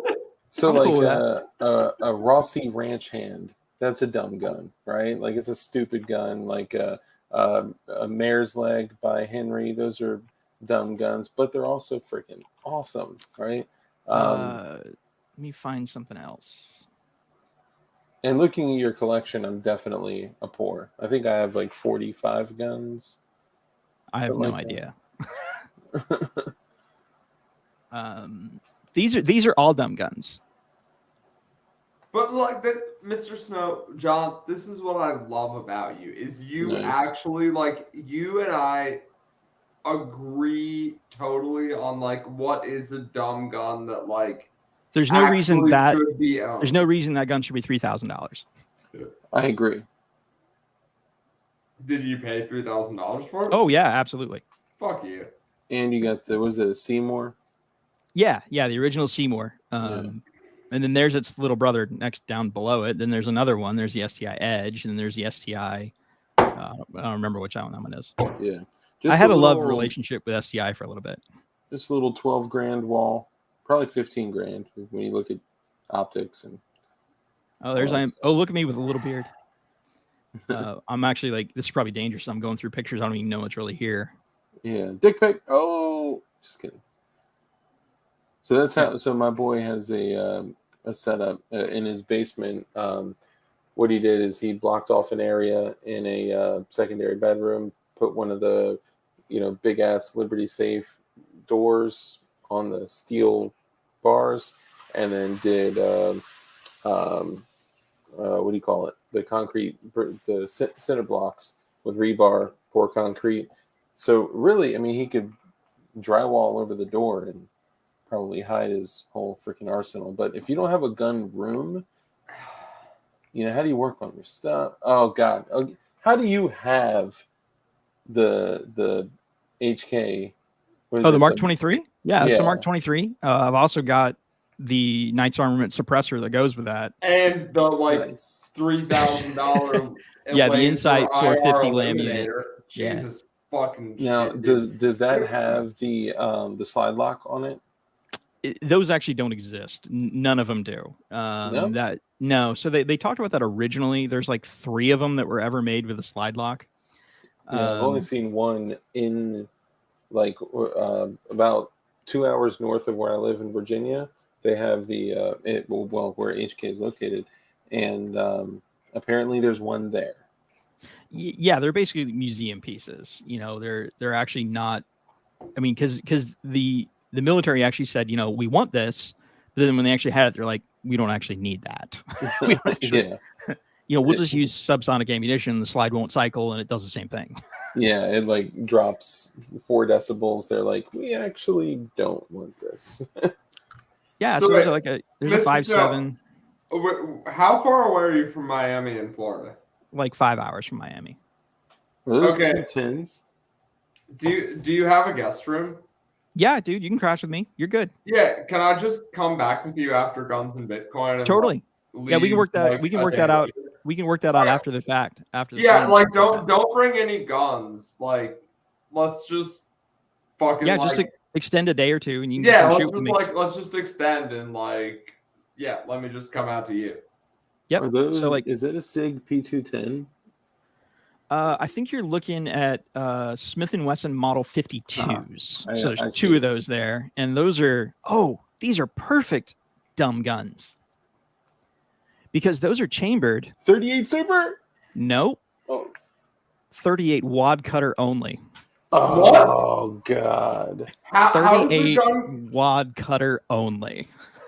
how does the gun get chambered in wad cutter only? It's just where the lands and the grooves are that they're chambered short. So these are pure paper punchers. These are what these are designed to do. Probably some of the nicest triggers. And how I got two of them, I don't even remember, but they're awesome. That's an HK competition in 40. Those are, they don't make those anymore. Competition HKs. There's a Hammerly 280. They don't make those anymore. Smith & Wesson 41. 22 Ooh. target pistol. Smith & Wesson 44 mag performance center. Yeah. Is it 629? Mr. Snow, let me just apologize now.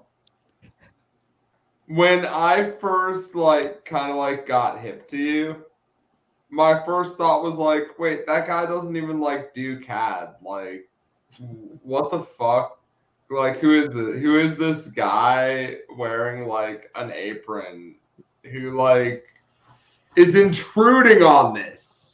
Why is he here? Yeah, who is this motherfucker? And then the more I've gotten to hang out with you on the internet and know you, it's just been wait, this guy is this guy encompasses an amount of base that could only be contained in either a Florida man or an Idahoan. Oh, yeah. I love that that's your metric.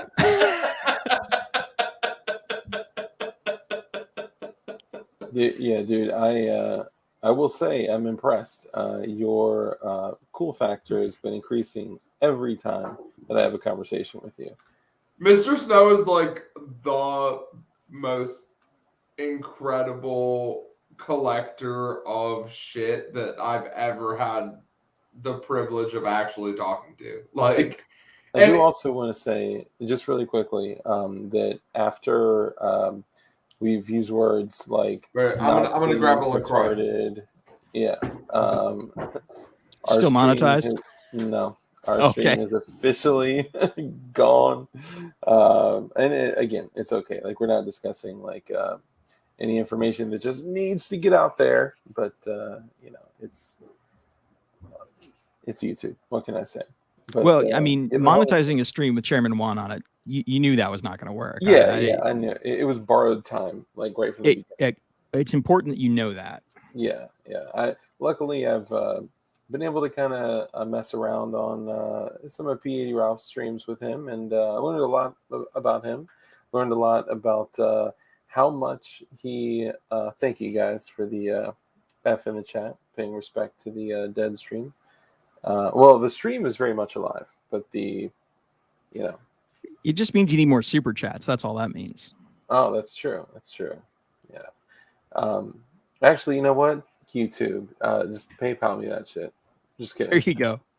I mean, well, you can if you want to, but yeah. So I'm impressed. You have a very impressive collection. Now I feel stupid that the gun that I thought of it was dumb was a sub 2000. Because I got a Marlin Papoose, but that's a fun gun, Well, see, stupid guns can be fun guns, but stupid guns are guns that don't really make sense for what you pay for them, what their function is. I mean, there's just all kinds of idiosyncrasies to them. Yeah, I'd say I've gotten rid of most of those because I rationalized why I didn't need them and why I just I'd say I have not 2/3, probably half of my collection is like, loadouts, like 5.56 rifle, 7.62 by 39 rifle, double stack 9mm handgun, and uh, you know, a chin gun, backup gun, and a knife and plate carrier, and I'd say probably 10 sets of those. Oh shit! I'm sorry, I didn't even see. No, you're good. You're good. Are like, have magazine compatibility with that kind of thing. Then after I got those down, then I can play around and do other shit that is fun. Yeah, no, I got some, that's a Form 1 SBR Glock. So that's not like, that's before Roni had the brace chassis. So that's an SBR Glock. Is that the KPOS? That's the MCK2, I think. Okay. I'm stretching for that one. Did you ever see the original, the first generation of the KPOS chassis with the stock? Mm-mm. Oh, bro. You'd probably be able to toggle the two, because it's the Glock that's the SBR. Correct. Yeah, I mean, I can use that in other stuff. Yeah. It's a common misconception that like once you SBR a Glock, you can't change it. Yeah. You can't technically like carry it, like you can't like CCW it because can in my state. Oh, really? Yeah, listen. If I want to walk outside with an SBR and a suppressor on it, and it's I can conceal it. I'm good. No shit. Florida's free, man. So that's so interesting. Well, I guess it in Virginia it's a concealed handgun permit, right? Where like we can't, because of an old poaching law, we can't have loaded long guns. And once it's an SBR, it's a long gun. So here's the original Gen 1 KPOS. And this is probably the most sleek chassis folding setup. Actually, it looks like this may be the one different ones. No, different one. Yeah, but let me go back here because they made a new polymer one that's dog shit. But the original one was actually 7075. I think it was 7075 aluminum. And the only thing is that because of the way it's set up, you can't run a can on it, which is like, you can't run a can on a Glock carbine, like but it's a great setup, super comfortable, well built. The new polymer one is more expensive and less rigid, but it's cool. I don't know. I've just never really understood the whole Roni thing. Like, well, of course not, because you make your own invaders. That is true. You don't need a Roni because you'll just make your own. Happy birthday, Vanessa Kitty. And Puting, thank you for the super chat, brother. I appreciate you. But it's also just like you're adding so much plastic at that point that it's like, why at that point, why not just switch to like a dedicated, pistol caliber carbine, with like a flux brace, it like makes sense. It's like, you're like going that little bit extra. Well, so I think, hold on, is that an Insight? Yeah. That's the package. That's the Mark 23 all dressed out. Hell yeah. With the Knight's Armament can, the Insight 450 Lam. That is the package from the SOCOM. That, sir, is dope. I flux with it. So here's one thing. Well, let me ask you this: would you guys consider a Serbu Super Shorty a stupid gun? It's up there. I think it's up there. Because to me, that's very functional. The only reason I don't consider it a stupid gun is because of how cheap it is. So stupid, you're saying like you. Well, like, okay, like let's say I buy like another Mosin. Like, Mosins are like terrible guns. That's stupid, but they're very cheap. So like, it's not really like a stupid decision. Like, I wasted like 2 nights out with my wife buying a Mosin. Whatever.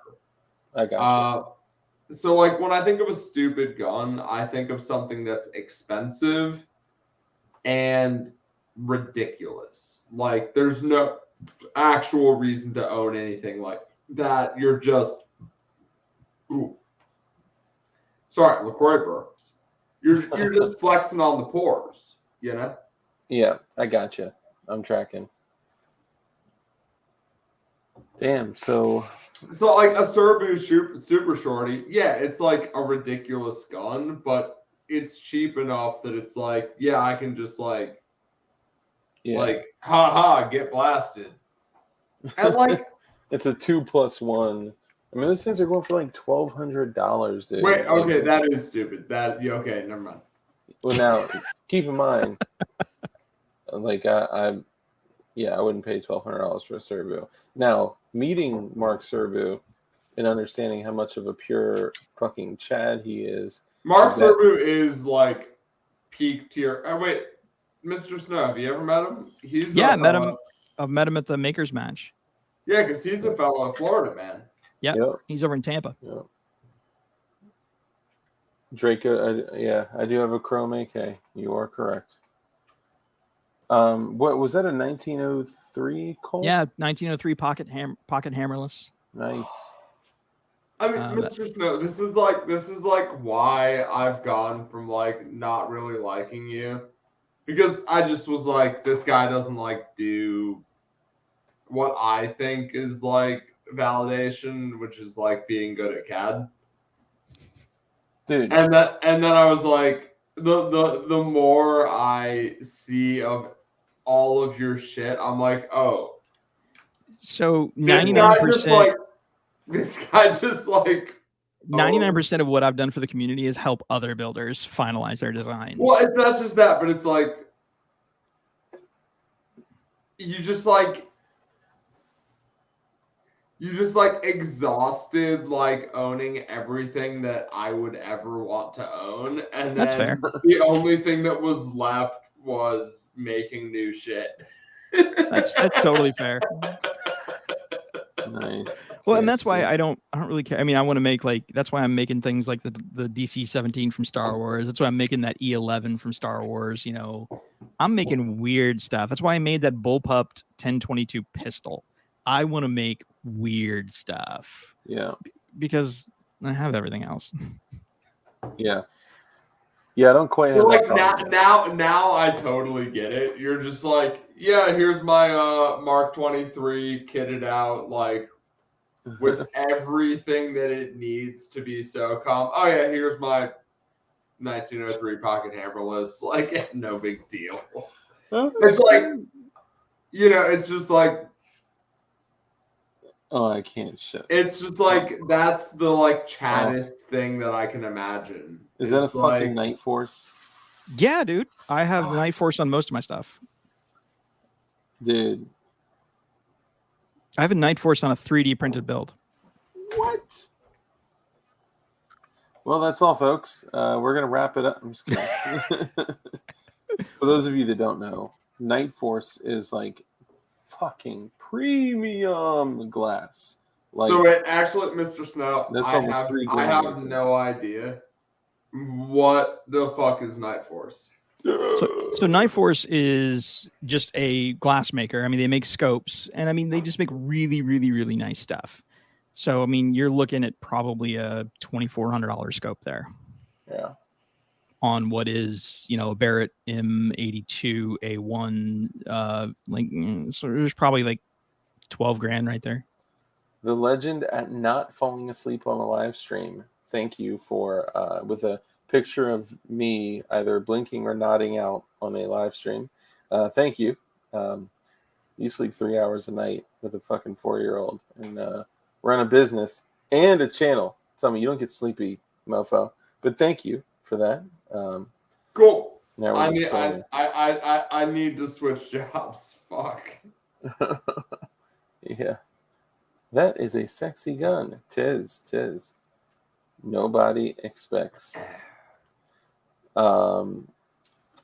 So wait. What's your favorite gun right now? Like the gun that you just like shooting the most? It's probably honestly that 17 long. Right now, dude, that thing wins. Because it's the right weight. So when I first like 3D printed the 17 long, your version, I actually thought it was kind of stupid looking. It is stupid looking. That's what I was going for. Yeah, for a specific reason though, I thought it was stupid looking. And the specific reason I thought it was stupid looking was that you made it so gosh darn fat at the front. That put more weight down on the front. So that's why it's probably my favorite, though, is because when it comes to recoil and balance, that 17 long no, you're good. That 17 long just stays because of all this weight up front. And then, of course, I've got that reduced weight slide in the 17 long. So this thing it's insane. For a full size 9mm, it'll just hold on target, and it's like you're squirting targets with a squirt gun. Is that an Alpha Wolf barrel? No, it's just a Fury barrel. Oh, gotcha. So this is going to be my build that I'll run at the Gunmakers Match in St. Augustine for next year. Hell yeah. And I think so I've probably had Wait. St. Augustine, Florida? Yeah. Wait. Okay. Yeah, I'll be there. Yeah, in March. So in March of next year, I'd say at the national level makers match. In a P. Wait. St. Augustine. Where the fuck is that? Florida, St. Augustine, Florida. It's like south of Jacksonville. I got that it's Florida, but like where is it? East Coast. Florida? East Coast, about 6 hours north of Miami. Oh, okay. So like fuck, it's like up there. Yeah. All right, yeah, fuck, I'll be there. I'm definitely running a version of out of frame. The Invader. Yeah, I'm gonna run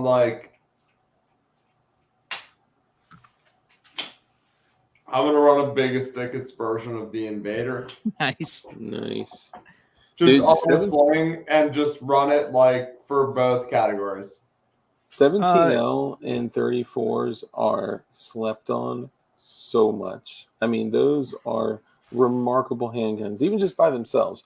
Now you throw in that Invader fucking biggest, thickest craziness, like that's nuts. No pun intended, but it's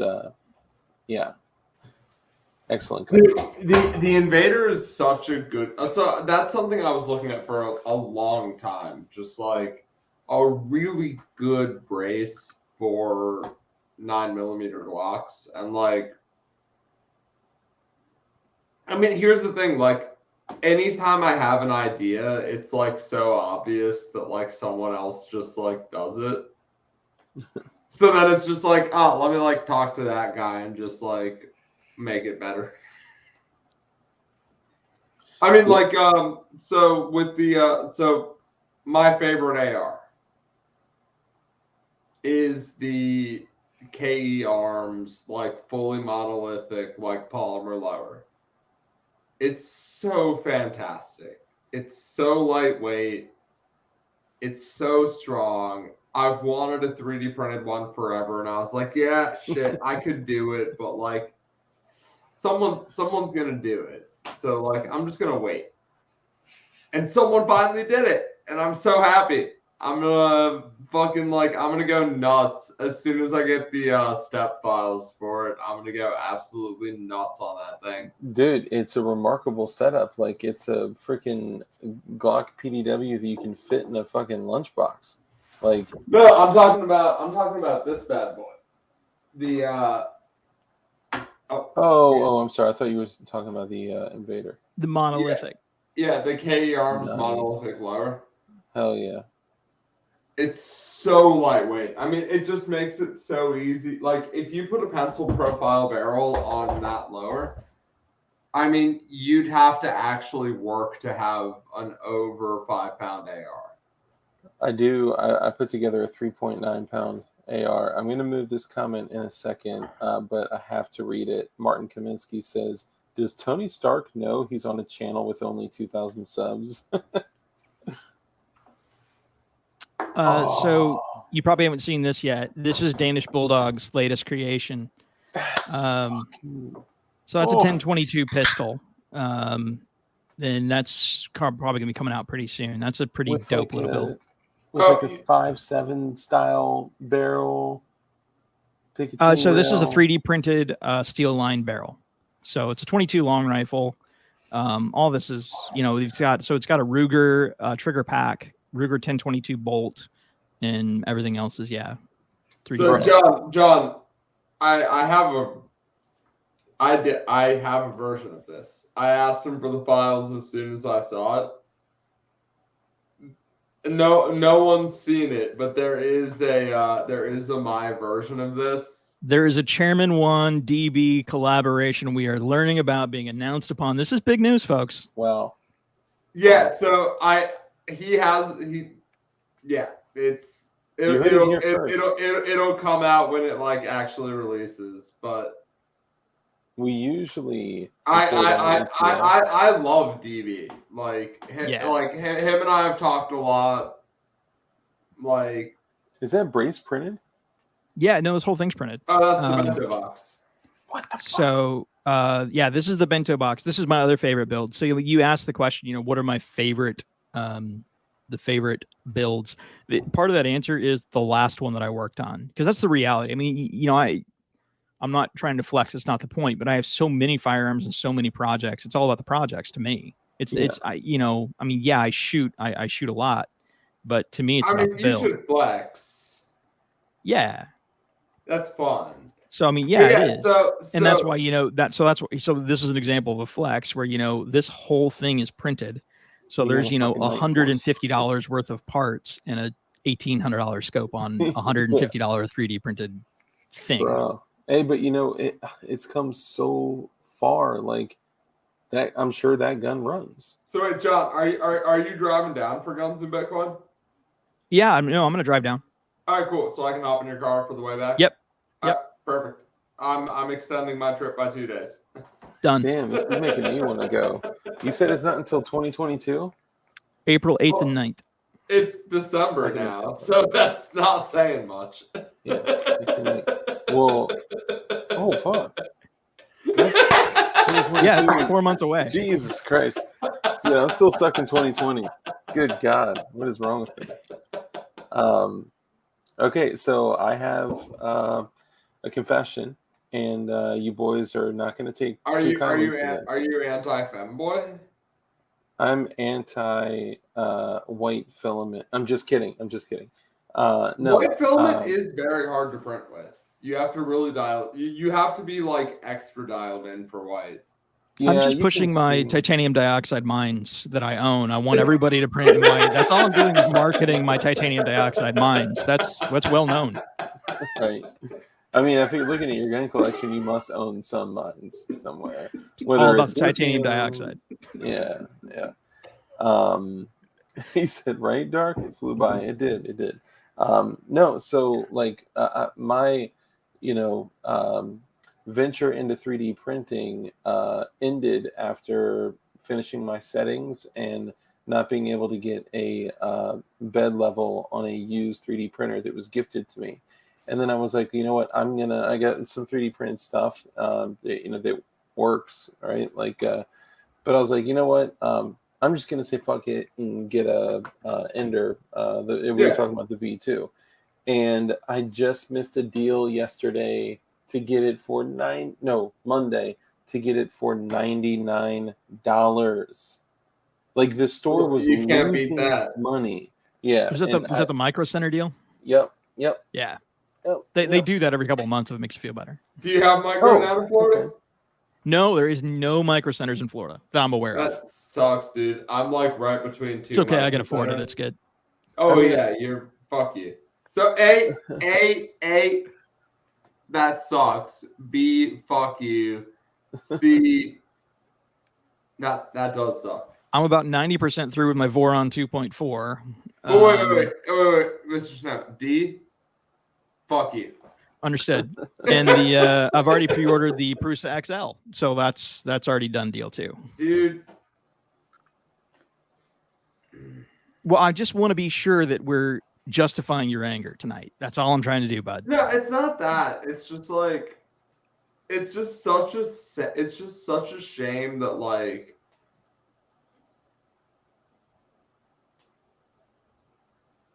it's just such a shame that like I don't live 20 minutes away from you. Yeah. I also have a 3D scanner sitting on my desk. Damn. I do have access to one of those, but here's the thing with 3D scanners. Like, the data they give you is so shit that it's like, I mean, I can pull it into Solid Edge and like start fucking with it. No, I know about painting it with reflective shit. Like, don't be a dick. This stuff's insane. It's made in Germany. Okay. School me. So this isn't. So what's cool about this stuff is yes. So 3D scanners, and I have a what's called a. So they're going to project a light field onto an object. Okay. And it's a stereo camera system, and the stereo cameras can read how that projected light bends around an object and output that object into a computer. And you can get some pretty neat stuff. There's a video on it on my channel of 3D scanning a polymer 80 frame. And that's pretty cool, but it doesn't really do well with dark objects. So you have to paint them, or lighten them up. Yeah. And one thing you don't want to do. consistent. You don't want to take your $2,000 HK23 frame and spray paint it white. Just not something you really want to do. Yeah. So this stuff, made in Germany and unbelievably expensive. It's IR reflective. No, it comes on white and it sublimates into the atmosphere after about 4 hours on its own. Zero cleanup, zero residue. It's incredible. Like I will spray down a Luger P08 with this, and I have no fears that it's going to hurt it. It's amazing. But this stuff's like $60 a can. That's like the poo be gone stuff from that one movie, right? Like, where does the poop go? Like, it's got to go somewhere. Yeah, no, seriously. I've got like, I need to do some more content on that stuff because it's incredible that, you can spray down these firearms, scan them, and then just leave it. And within 4 hours, it's completely back with zero residue, it's completely sublimated off into the atmosphere. It's amazing. I've never been more excited to go to Florida.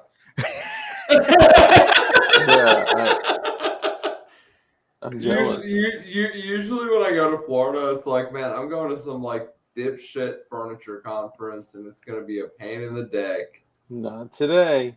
But the next time I go to Florida, I get to go to Guns and Bitcoin and then hang out with you. Fuck. You better call in sick, Mr. Snow. Oh, I thought you were going to say to me, no, thankfully I'm still unemployed. Oh, good. Yeah. Do you want to talk about your chair that murdered someone? Okay, it didn't murder anyone. She had a brain aneurysm. Well, same difference. Yeah, your chair. Your chair could have given. Well, the lawsuit is about is it my chair? Okay, hold on. So before we actually travel down this path, maybe set this like just a quick story. Okay. We'll dive in. I'm not going to set the full stage because still in litigation. He's still actively being litigated. But well, you're being chased down to product liability. Product liability. If your product murders someone, you might be liable for it. That's pretty understandable, right?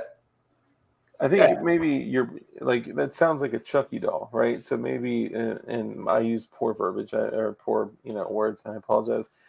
Maybe if your product was involved with the death of someone. Okay, yeah. I have a chair. A person tried to sit in the chair, missed, and died. Let's say that one more time. Someone tried to sit in the chair. They missed, and they died. They hit their head really hard on the floor and literally died. So, yeah, and we're still talking about a human being that passed away. Yeah, we are talking about a human being that passed away. So there was a massive lawsuit. Now, thankfully, the company I worked for had like SSSS tier liability coverage. We were covered even in the event that we were completely negligent. So we weren't just like normal product liability covered. We were like, we designed a punji pit and someone walked into it covered. Like, we had the best product liability coverage that you can imagine. But now, FFF, no, we're going to be fine. Okay, so now 2 insurance companies are suing each other. Our old insurance company is fighting with the people who actually designed the products insurance company to say, hey, Mr. Snow, come on. Oof. Hey, if Ralph were here, he'd say, oof. So they're arguing about who designed the chair. Because I'm saying, hey, I didn't design it. I just made it look pretty. That company signed the fucking royalty agreement for saying, hey, we designed it. They got royalties for the design. They designed it. Right? Like, you signed the royalty checks, you designed it. Yeah. But at this point, it's just 2 insurance companies suing each other. So I'm just trying to dodge service at this point. Because I'm not being sued. They just want to depose me. It sounds like, to me, I'm just gonna dodge service as long as I can. I'm not gonna make some dickhead lawyer's job easy. You know, we talk a lot about community here, right? We're believers that a good, positive, healthy community is you know, it's good all around. And your neighbors are even starting to ban against these dirtbags that are trying to find you too, right? Oh, absolutely. I mean, you know, this is Baltimore. I mean, you know, I live on a shitty block. You know, everyone understands, like, avoiding dickhead lawyers. So the first time they tried to contact me, I was out of town, thankfully. And my neighbors called me and they were like, hey, like, some fucking, like, dickhead in a suit was, like, looking for you. And I'm like, oh, no, like, tell those people to, like, fuck all the way off. Like, don't even say you know me. Just, like, can you beat them? Like, with a chair. Yeah, exactly. Yeah. So yeah, I haven't had any problems, but you know, now that like Thanksgiving break is gone and I'm back home and I'm not out of town, I do kind of expect them to find me. Like, here's the thing: if you get served, you get served. Like, if I get served, you know, I'm gonna be like a normal person and be deposed. Fuck you. Normally. But like, I'm not gonna make it easy for them. Like, those dickhead lawyers make like fuck you money per hour, so like, fuck them. Well, so the people serving you are not making fuck you money, which is hilarious. So but I support the people who are serving me. They're getting paid if they fail or serve me, so let's make it take as long as they can so they can keep collecting a paycheck. I don't know if they do, man. It may be performance based. I'm not sure. That's an interesting. I mean, I'm not fucking like the Jeff Bezos of process serving. So, so here's something that you said that just like clicked with me. Her ass missed the chair. So it sounds like the chair wasn't the problem. It was the floor and the head thing. Okay, so Mr. Snow, sorry to drag your hometown and your home state into this, but okay, she was from Florida. Oh, okay. She had had a brain aneurysm like a week before and had brain surgery. Like brain surgery. I wasn't born in Florida. Let's just make that clear. So I don't care. Wait, where were you Florida's born? not bad. Chicago? Missouri. Missouri. St. Louis. Missouri. Oh, you're a St. Louis. Yeah, East Side St. Louis. I survived that. I'm good. Oh, shit. Dude, that we started the channel with is from Missouri. Dugan's in Missouri. Yeah, yeah. Wait. Man. Dugan. Oh, so you know, like DLD and Dugan were like very close. Well, I wouldn't say. We were just guys on the internet together. But you did like streams together and shit. Yeah, for a long time. We did a podcast, and then the podcast turned into a stream.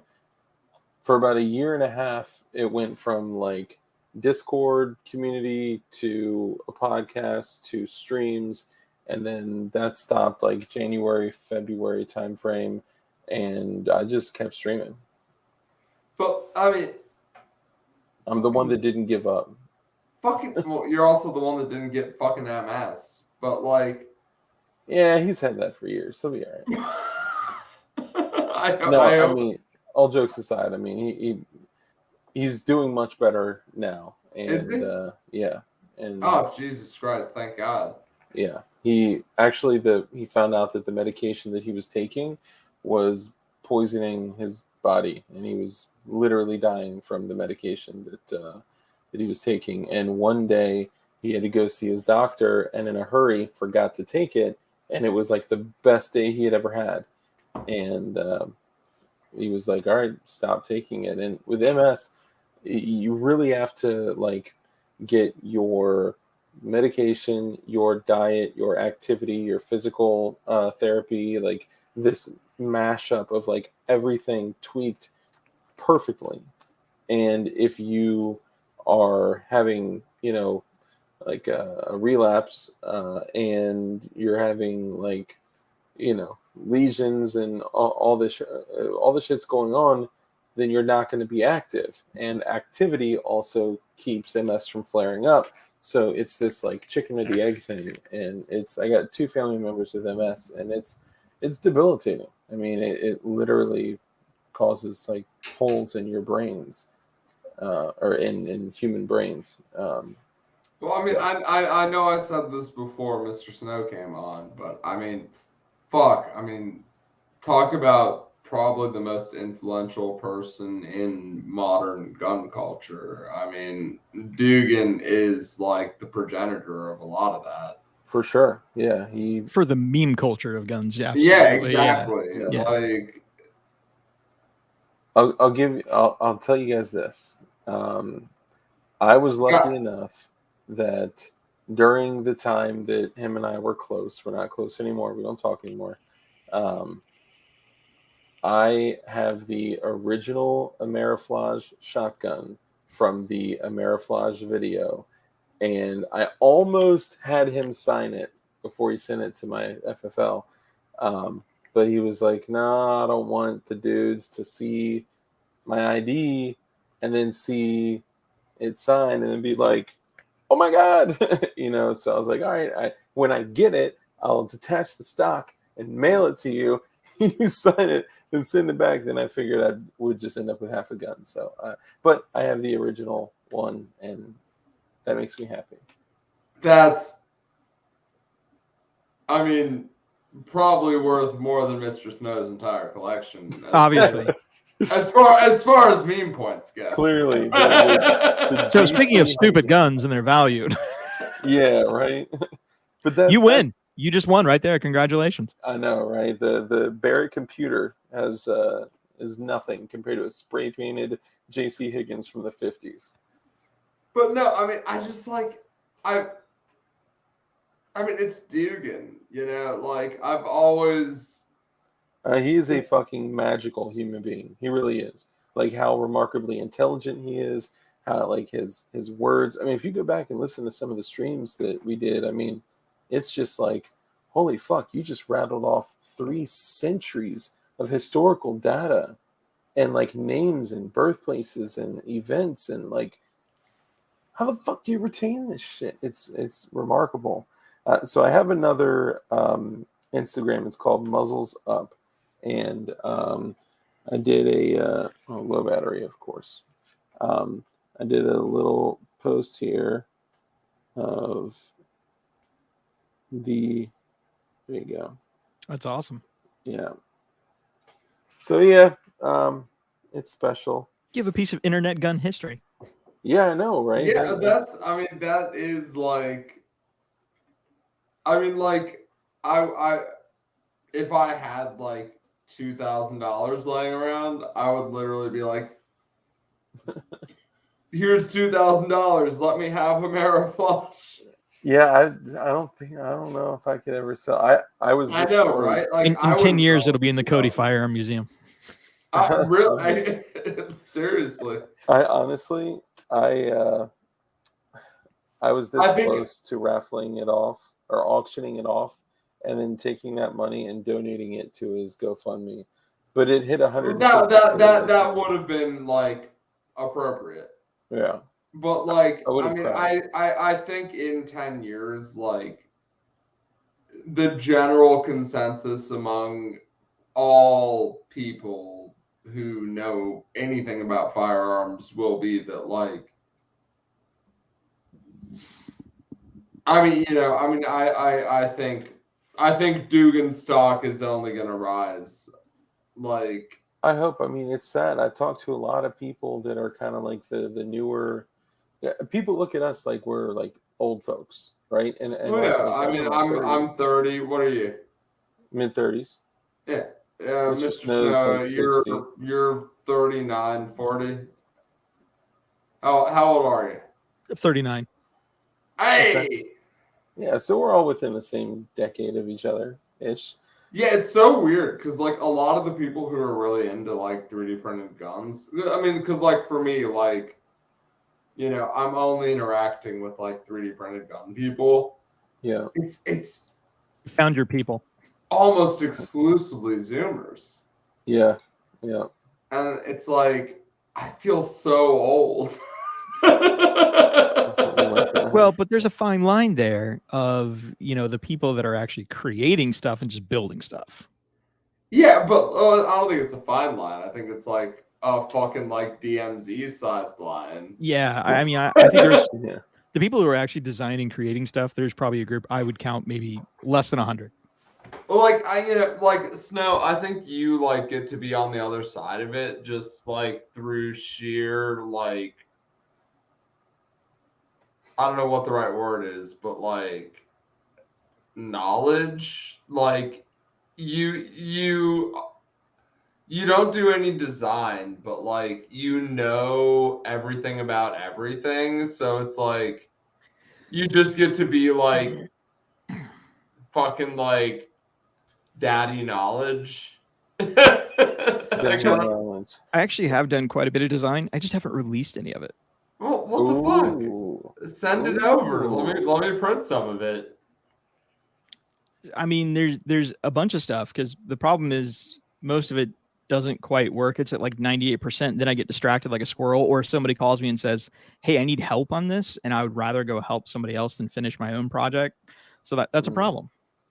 Yeah, that's one thing I've learned about the community, man, is that like I get so when I got this printer, John Crump gave it to me. And John Crump, thank you. Love you, bud.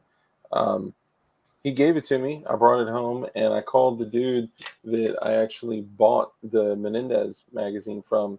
And I was like, bro, I got this printer. He's like, all right, you ready? Let's sit down.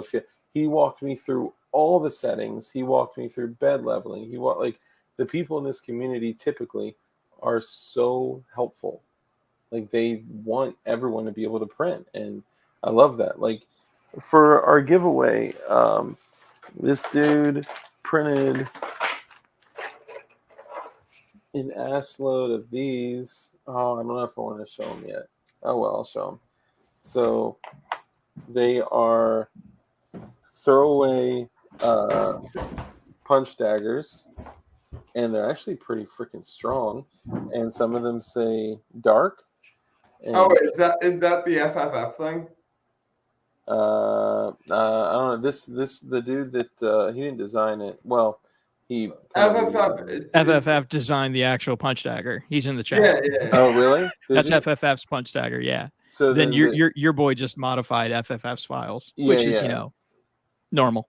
Yeah, and he did say that he took the original design. FFF, chime in on this, because is this yours, FFF?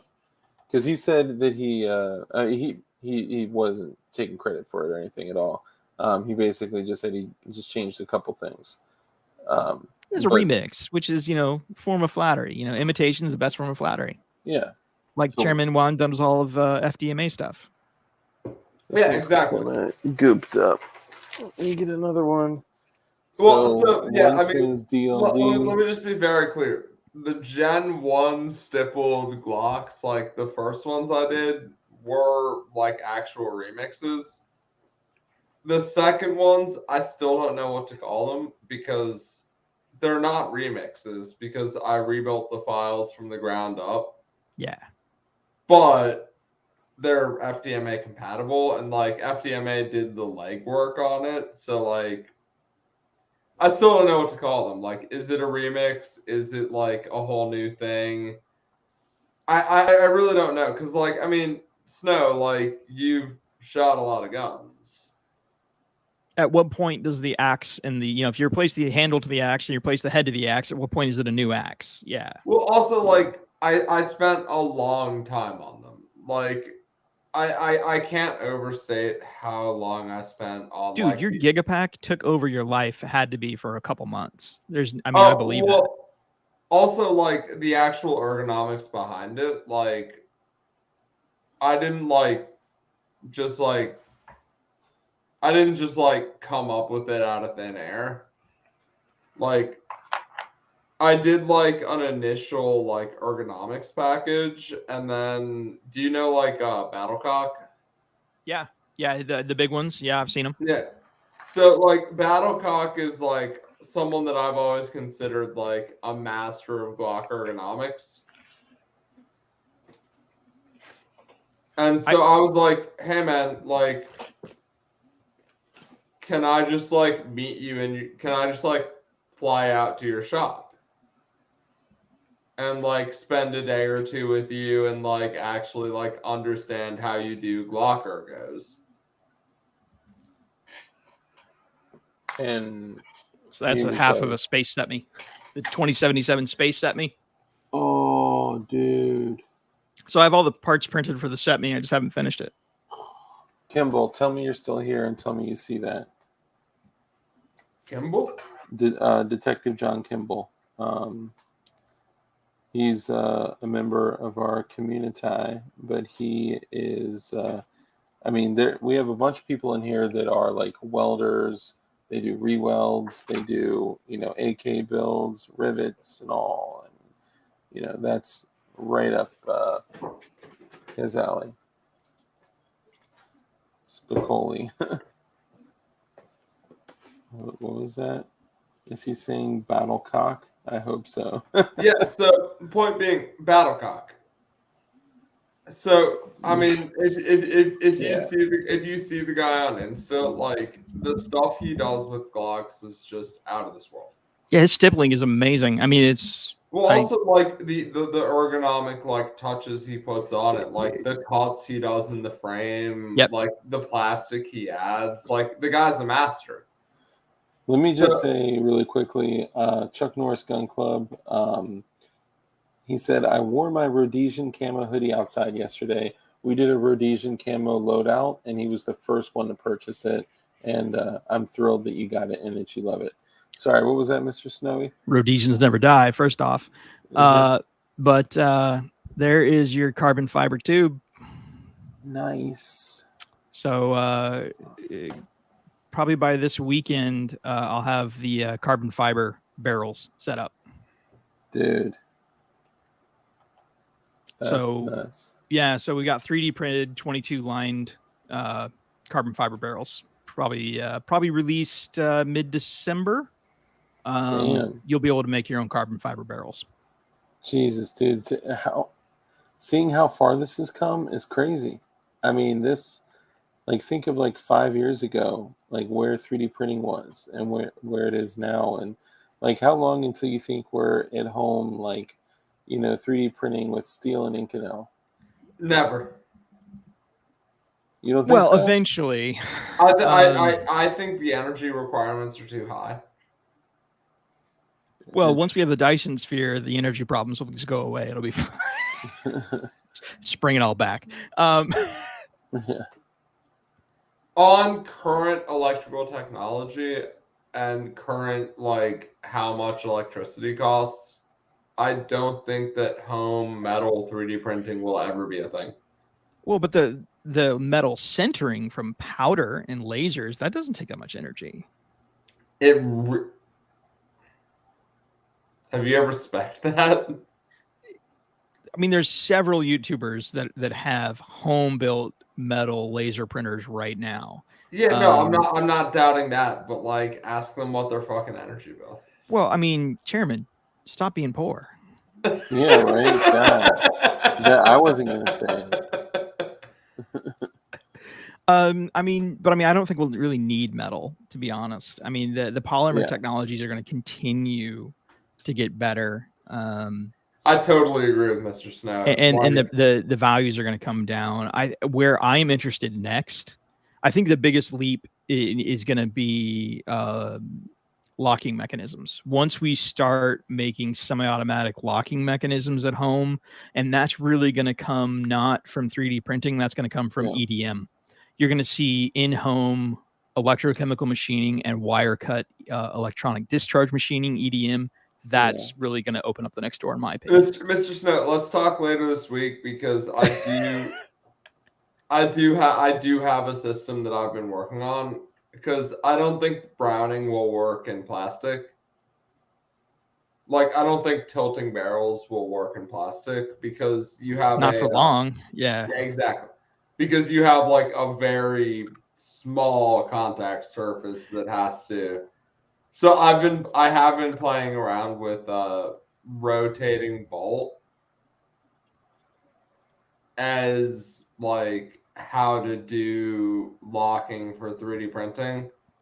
Well, that's what I kind of want to do next. Is I think the next step is honestly getting into high power bolt actions and finding the limits of where we can push the materials in locked up bolt actions.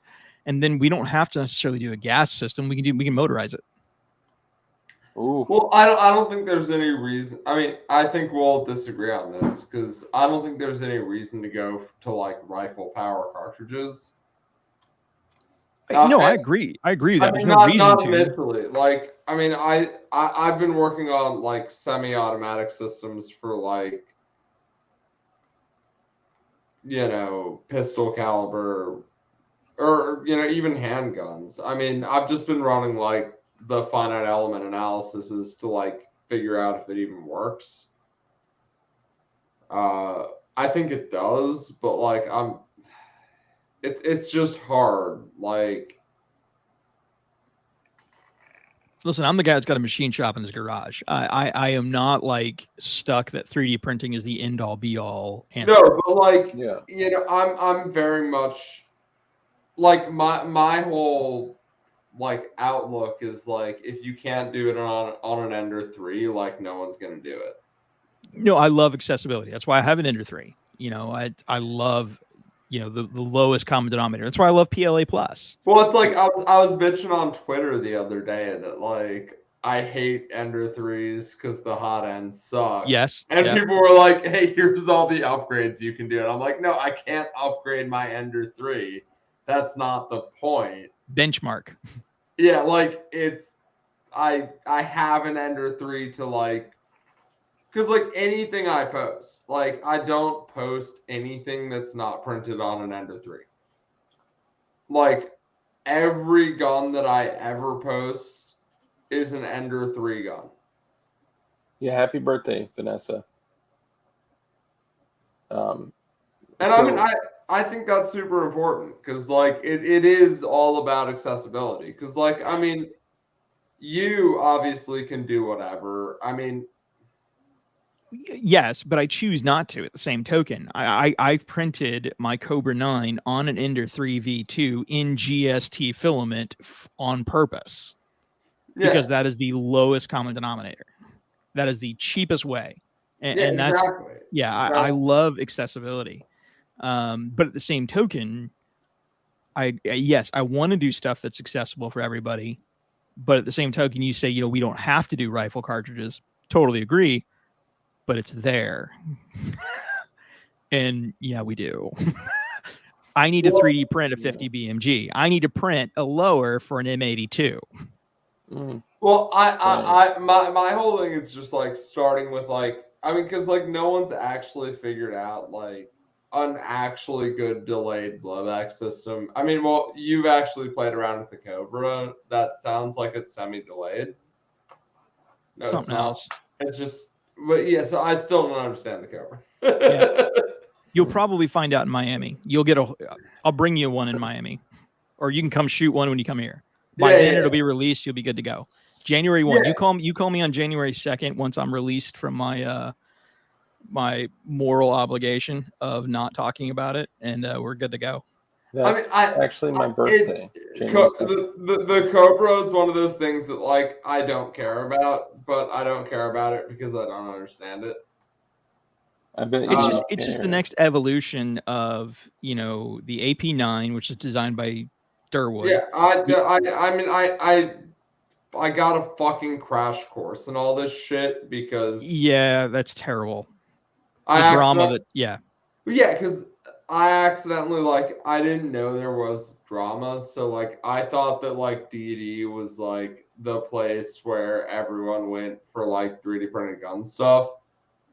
I just thought it was like one cohesive community.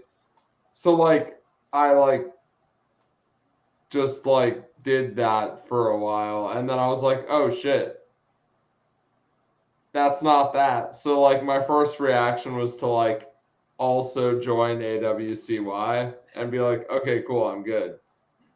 And then I realized there was 5 other groups that were just doing their own thing, and I was like, fuck, you can't win. Booligan stands alone, man. Booligan stands alone. So what I did was I took a page out of his book and just quit all of the private chats. Yeah. And I only talk to people on Twitter and Instagram and Reddit now. Oh, Reddit. Point being, I only talk on public forums now. Yeah, understood. I've heard that there is a good deal of drama, and with any communities that are built like that, there's there's definitely going to be some drama, but it's just people. I mean, it's just personalities that clash. Right. That's all it is. And it's fine. Here's the thing, I actually agree with Darwood and Mussy on it because the original attribution for the FGC was totally fucked. It's I totally agree with Darwood and Mussy on the initial split, why they were mad about it. But I think it just went too far. At a certain point, you have to let it go. And I mean, they did. I mean, these days, now, it has been let go. Oh yeah, no, I think it's moved on, and I think honestly, that's part of the Cobra. Is it's the move on. It's not the FGC 9. It's not the Mod 9. This is something else. But you just said it. It's the move on. Yes. It's still defined by the split that happened. Absolutely. And I'm really excited for the Cobra. I can't wait to try it out and actually, because I still don't understand it. I still actually have no idea what the actual special sauce is for the Cobra. And that's fine. I know once it's out, I mean, I trust Darwood and Mussy. They're legends. If they say it's gonna be a special thing that's really cool, yeah, I 100% trust them. Just the fact that it has an extractor is gonna be you know, that's a homemade extractor in a 3D printed firearm is kind of cool. You know, if you asked me a year ago, I would have been excited about that, but I've shot enough FGC 9s at this point to like not actually care, because like, sure, the extractor matters if you're like, if you're in a racking. competition, you need the extractor. Yeah, because otherwise it's just straight blowback, right? Well, it's still, that's not the point. It's if you actually have to like rack the bolt, Yeah, and get a cartridge out of there, yeah, like it's a huge deal. yeah, I don't know. And that's the difference. I mean, it's the evolution. Just like you said, you know, we don't have to go to rifle cartridges, and that's viable. You're not wrong in that belief. But in John, that path. this is kind of what we've been talking about. Like, I don't get the special sauce yet. So like, they're selling me like a cheeseburger, and I know and love cheeseburgers, and like they're saying like, and like I trust them, so I'm excited. But like internally, Is that a veggie burger in disguise? Oh God, no! I only eat the finest of real meat. I go to a butcher where I go outside and there's blood-soaked rabbis smoking cigarettes because they do, you know, kosher. Like, this fucking butcher, it's like live animals out back, meat out front. You roll up, like, you don't know what's going on. There's gonna be some fucking like Jews or Muslims like outside smoking cigarettes because they were doing some halal or kosher meat. Fuck, dude. I'm gonna be so sad to leave this butcher. dang. Thankfully, HEB is like actually really good. So like, You're moving to like a place with rocking barbecue, though. Yeah, Texas is dope with. I used to go to Texas at a minimum quarterly, and yeah. I mean, I love Texas already, but you know, I've been in Baltimore for 10 years. It's gonna be hard to leave. Yeah, all those shooting rangers under the bridge. You have to find some new ones. Yeah, you're gonna embrace the change. Trust me. Trust me. I know. I spent a lot of time. But you know, I spent my entire adult life in Baltimore. Yep. I got you. Is all your family out there too? Yeah, DC. Yeah. I feel you. It's tough, man. But honestly, if Well, DC and Falls Church. yeah, I mean, yeah, it's gonna be hard to leave. yeah, you're gonna love it. Trust me. Guys, give me 1 sec. Hold on. It's just gonna be hard, though. You know what I mean? Well, moving's always hard. How long have you been in Florida? Since 1988, I've been in the same town. I mean, I left for like college and stuff. I went to college up in like Virginia for a while, and you know, but predominantly I've been in like in the same town since 1988. It's a small town, like 20,000 people, so like I know everybody, and everybody knows me. Tell me moving is hard. You absolute. Yeah. No, it's just a reality. It's not like I know. Ooh. I think I might have the cough. The coof? The coof. Do you follow fucking Mr. Medic? No, never mind. The Karate Cold? What I mean, I prefer Kung Flu. I always thought that was the best like offensive. That's a good one. Hey, Vanessa said, "Can you print a bolt?" Chat, give me your best offensive, you know, Kung Flu, Karate Cold, Woo Flu. Mr. Snow, help me out here.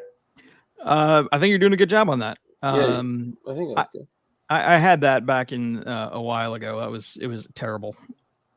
We're talking Charlie Victor 19. Yep, went through that. It was terrible.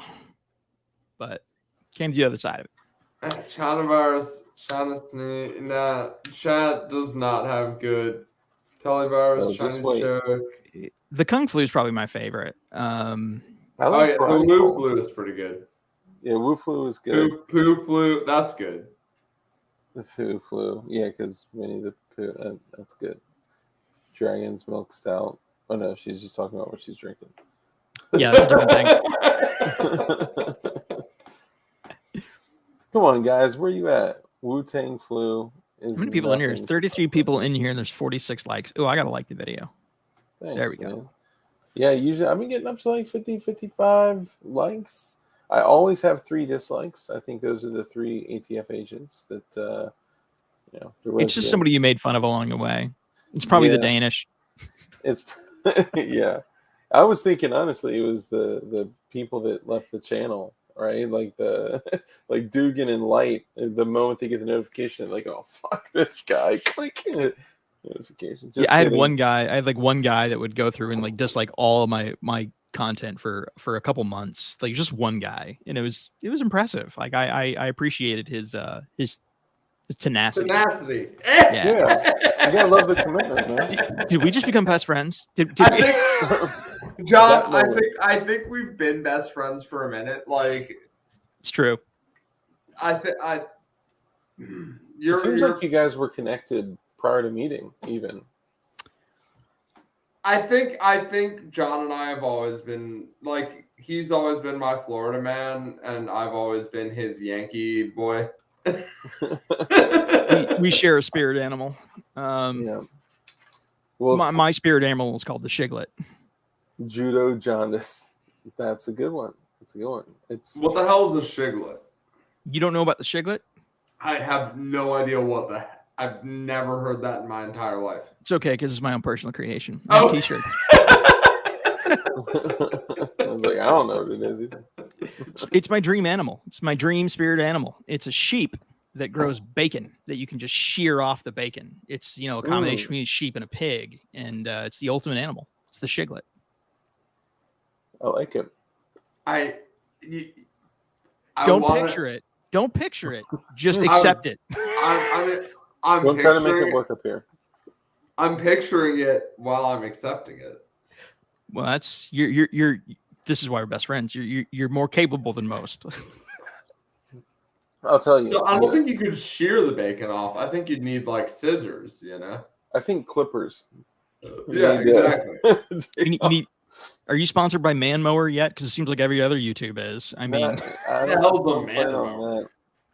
It's the old Manscaper. It's people that can look you in the face and be talking normal as hell, saying today's episode is brought to you by ball shavers. Oh, so I use like a thing called like, I think it's called like Sponsor Skip or something, but like it's crowdsourced. So people tag YouTube videos wherever someone is like doing sponsored content. I love it. Just like immediately skips over it. I love that a YouTube creator is telling people how to get over his future sponsorships. Yeah, I'm not a YouTube creator. You have a channel. You are a creator. Yeah. No, I'm just a CAD guy. You're an influencer. No, you are a painting with ChairmanWon guy. I would love to do painting with ChairmanWon. I do suck at painting though. I also you painted your frames, man. Like when your first YouTube out the gate door was you painting a frame and walking everybody step by step of how to do it. That was a painting. Yeah, but that's brilliant. Not painting. That's just like how to do a thing. What was the thing? Oh yeah, the thing was painting. No, but when you say painting, it's like I think like painting a picture. Yeah, it's not like Van Gogh. Like I just did a video on how to do a battle-worn finish on a P80, and it wasn't the highest quality video on like a do-it-yourself or how-to, right? But it still gave people like the baseline of what they need to do. The rest, they need to actually do it, and to be able to get the feel for it. And I just like live streams. I really like it's fun. Like just like chatting with people that you like. Yeah, that's very different. For me, I don't know, like actually filming a video where like you sit in front of a camera and like do something, for me, I don't know, it's very difficult. Yeah, I have less fun with that as well. Ralph loves it. If there's an actual like reason to do one, if it's like, hey, like I have like a tutorial or like a knowledge to like share with people, that's fine and I like it. But I don't think I'll ever be like a YouTuber doing like, you know, just like regular content. I mean, I really enjoy live streams. Like, ever since I hopped on Ralph's like first live or my first live stream with Ralph, it was like, oh wow, this is like actually really fun. Like, I love talking to people. Dude, was that the one that I was on with you? Was that your first one with Ralph? I think it might have been. No shit. That was a fun night. Ralph had no idea what he got into. Oh, that was I was on that one with you because that was right after you were on Swamp Dogs. Yeah, I think so. I mean, it was all kind of random. Like I've never actually like been invited to a stream. It's always been, hey, pull that guy in, which is hilarious to me. But yeah, well, it's funny because I was gonna say like, dude, I would love to like invite you to be on a stream. It's funny because I was getting like my thing, and people I didn't really know it was my thing until people told me it was my thing. Was asking people questions, just like interviewing people, and Joe Rogan light. Yeah, I guess so. Right? And way more poor apparently than J Row. Yeah, but it's different when you get the mix. I think you and I should like do a regularly scheduled live stream. We've talked about that. It's like I think like we get each other, like, even though we have like a 30-year age gap between us. Because I mean, I'm 15 and you're 35. Match made in heaven. Just totally... Match made in statutory issues. Oh. While people are talking about PWEDC in chat, and if you guys don't know, that stands for Prison Wallet Everyday Carry. That is a DLD After Dark term only, and it's hiding guns in your butt. Well, there was a cam girl that recently had an issue. I heard about that.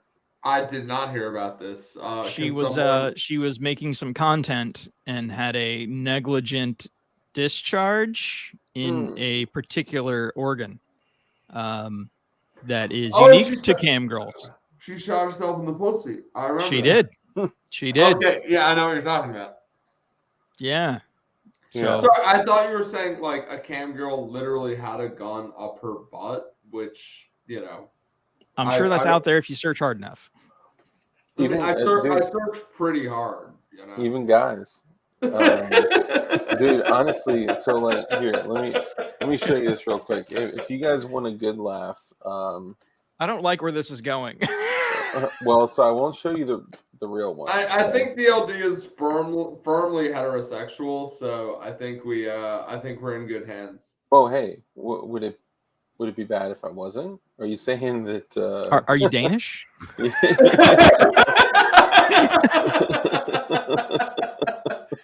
That's officially a theme. If you're Danish, I mean, let me know in the chat, and DLD can just kick you. Yeah, right. Oh, we'll have the mods do it. Okay, come on. You have mods? Oh yeah. Yeah, mods. They've been cleaning up this whole chat.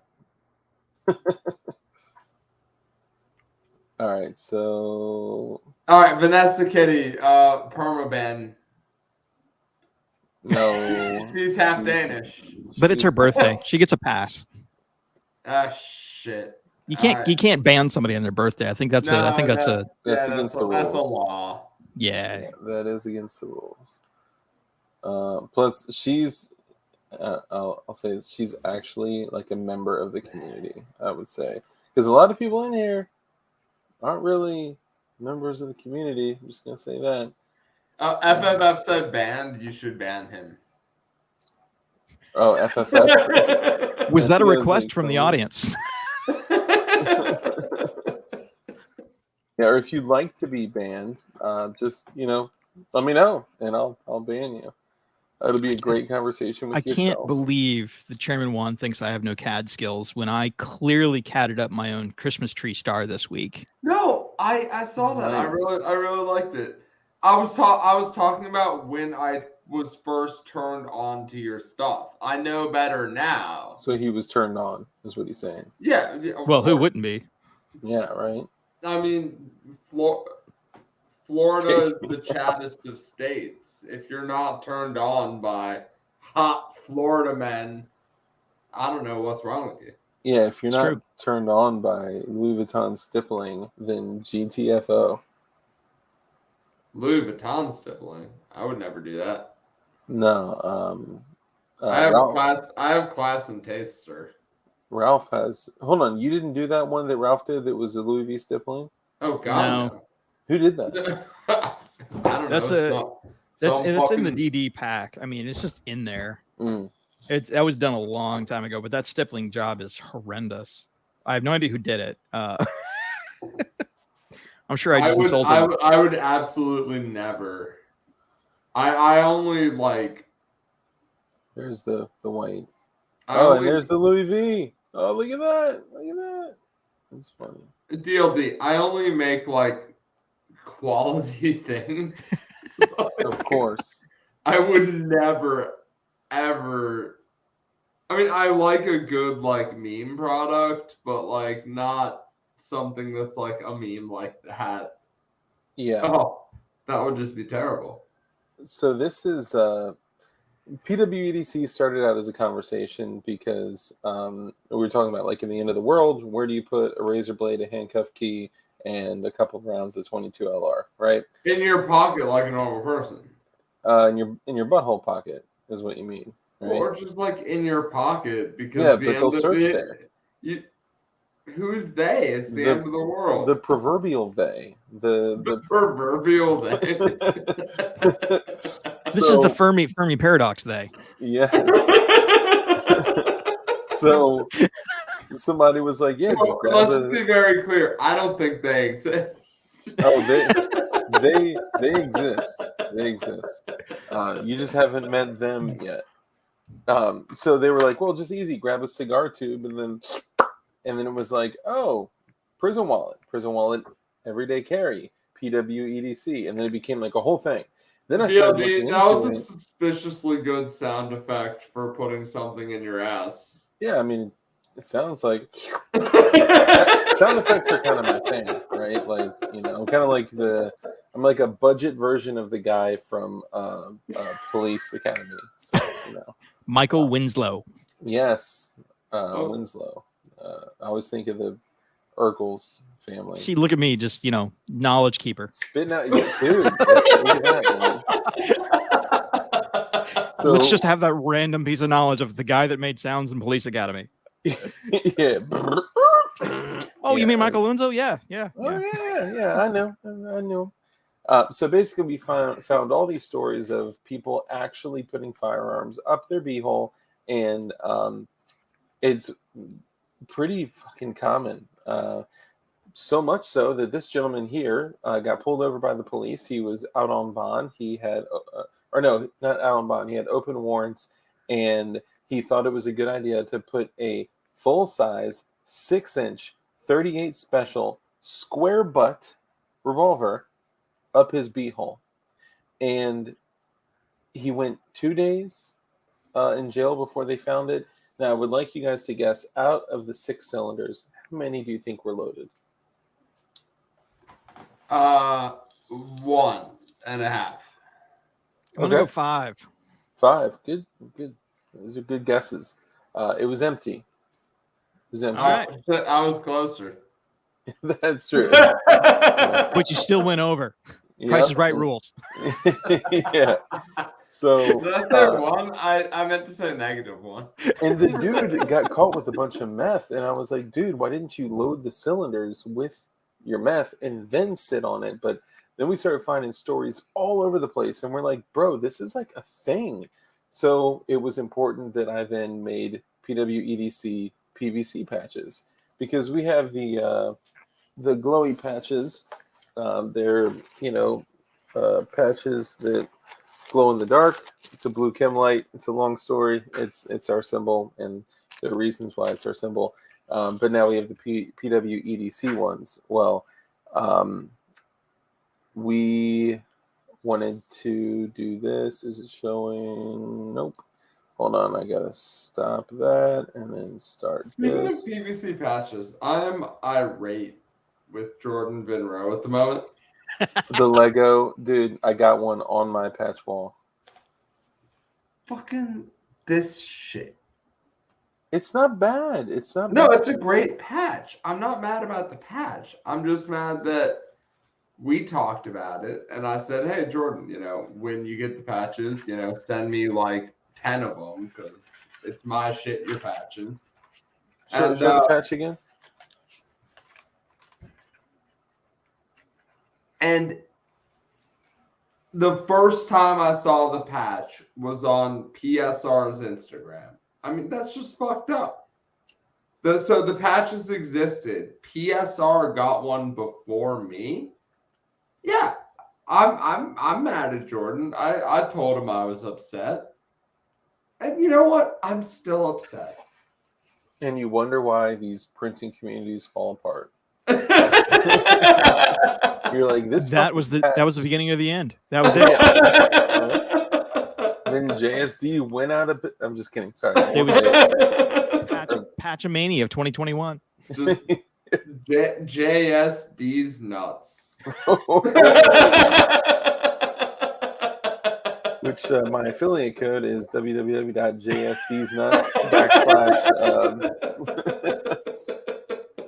Get your white 320s at. Oh, can you imagine sticking a white 320 in your beehole? You'd never be the same. What would be the worst gun to stick up your butt? Oh, we've had that conversation. It's a road you do not want to travel down. So handguns. We're talking about handguns. I think homeboy with a 10.5-inch long square butt 38 nailed it. Actually, no. I would say the AMT hardballer or a Kunin 357 Magnum. They just seem a little sharp around the edges. Yeah, I keep thinking about like the Chippa. Those Chippa 6-shoot. They have a lot of really They got a really lot of sharp, jagged edges on them. Seem like a bad gun to stick up your beehole. Yep. I would not do that. And by the way, guys, we don't give advice here. So if you're looking for advice, go somewhere else. We definitely don't give financial advice. We'll just make that clear. So is that the name of our panel? What's that?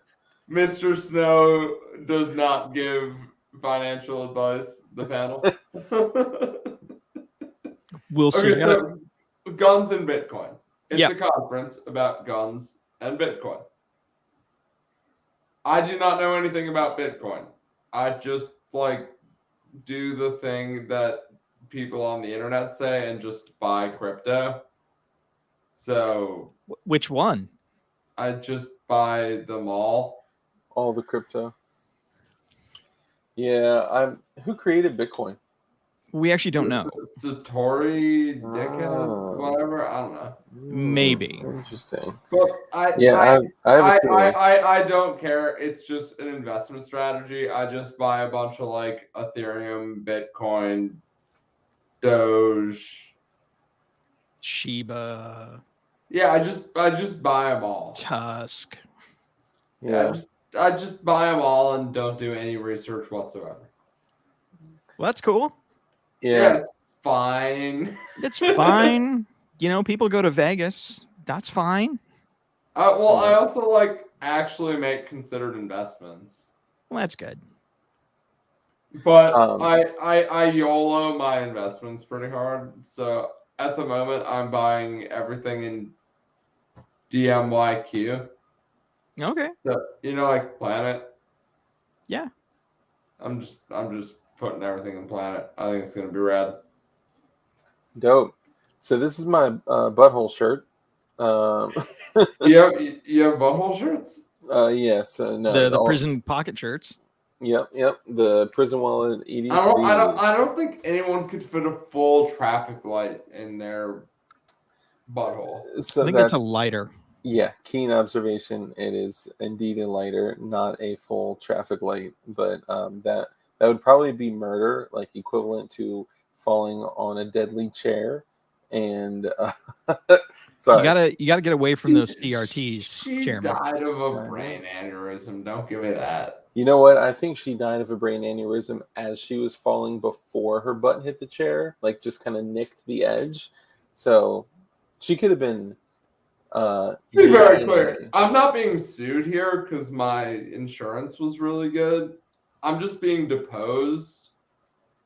I just don't want to actually have. It's a fishing expedition. They're just looking for ways. Yeah. They're looking for incriminating evidence. I don't want to actually have to like sit down and like tell the truth for 4 hours. So, yeah, God, you only do that on Saturdays. If someone wants to serve me, they can serve me like a man. Like, I blocked all numbers from Chicago.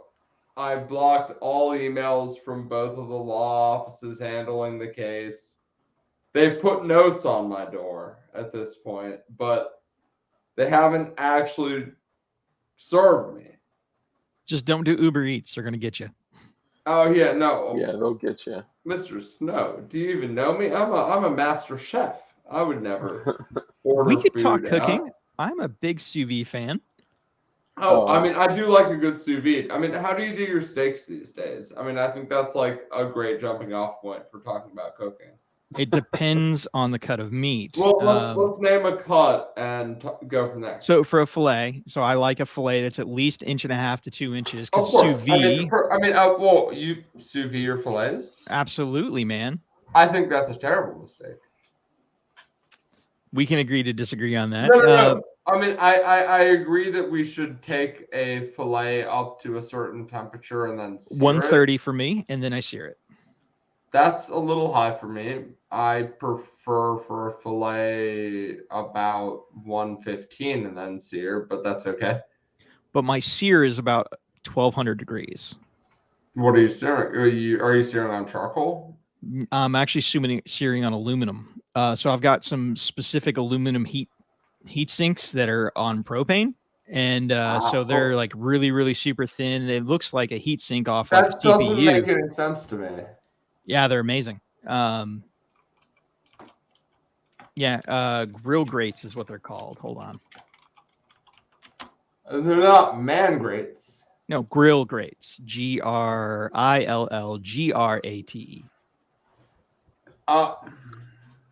Okay, we need to have like a come to Jesus moment on this because I think you're just wrong. So sous vide used to be the go-to for like precisely cooked steaks, but it's been entirely supplanted by the much simpler expedient of just putting them in an oven on a very low temperature. Love the reverse sear method. That's how I do my burgers. But why not steaks? Because you want to dry out the surface of a steak much more than a burger. I don't doubt that you fully understand the method. Yeah. Curious why you're... I'm not opposed to the reverse sear method. The sous vide method is best served with large parties in groups. But if you have, let's say you're serving 10 people, you have 5 1.5 thick, let's just say New York strips. You put a probe thermometer in one. I'll give it to you. I agree. I'm gonna go with you. I'll concede this one. I don't see sous vide because, the problem with sous vide for steaks is you have so much liquid on the surface. Is that a 37 mic? It's a 37 millimeter 3D printed, using a chain link fence post as the barrel. Nice. Yeah, works great. And Chairman Won will definitely appreciate this picture, because this picture is nothing but smoke and mirrors, because it just looks cool. But this totally doesn't function at all. The Why 37. would you say I appreciate that? The- All the of my thir- pictures function. Because wait, the 37 millimeter totally works, Okay. but this is a Knights Armament SR-15 upper, On a 7.62 by 39. which it's Lower. actually it's just a 632 mag. I wonder if this would work. This might actually work. I don't know if a 5.56 would function out of a 760 by 39 mag. No, they would just fall out of the top. Mr. Snow, you fucking son of a bitch. Stop leading us astray. It's aesthetically pleasing. That's all I'm saying. Post-functionally pleasing. Is that a 5.56 can? Yeah, from Knights Armament. That's a Knights Armament 5.56 can. Nice. On the so a Knights 7.62 by 39 would explode it. Yes, that would absolutely happen. Whatever. I'm just gonna move to Texas and legally print suppressors. That's a fun conversation. Yeah. Well, yeah, I know it's still federally illegal. Yes. Yeah. It's kind of like the whole, I gotta say, conversation. I love the plumbing strap for the Hoffman. I'm a big fan. I think it's great. I think the hose clamp thing is just like, it's my favorite kind of design, which is just like dirty, get it done type stuff. I think it's a great idea. Super functional, out of the way. I like it. All right, boys. It's 12:30. Yeah. I have to take my cats in so I can sedate them. You're sedating cats? Well, yeah, I'm gonna draw. That was a terrible way to try to end the conversation. No. I mean, I'll explain. I'm moving to Texas, right? Yeah. Texas is far away from Maryland. Tis. That's it's like a long distance. Yep. So I'll drive my dogs down, but I'm not gonna drive my cats down because it's like at least a 3-day drive. Like cats are weird. Overnight them, like USPS. Well, I'm gonna wait, can you do that? No, that's terrible. But I'm gonna don't. Nobody do that. Just Uber him down. That's a good idea. So I'm just gonna bring my cats on carry-on. $12,000. Just get a new cat. I need to get a Texas cat. I need to figure out how much I can drug them before they just die. So I'm taking them to the vet so I can ask them how much drugs they can actually take before they just die. They'll probably give them 0.25 milligram phenobarbitals, maybe a so apparently Benadryl is the tits for cats. Cats just it depends. Unless they're ADHD, then it's reversed. Yeah, so seriously, there are in some situations Benadryl can have the opposite effect. ADHD. Is that what it is? ADHD? I have no idea, but it sounds right. Yeah, let's go with that. I'm gonna find out tomorrow because one of them is my cat and she's been through hell, so whatever. I think I could literally punt her to Texas and she would be fine because she's just a survivor.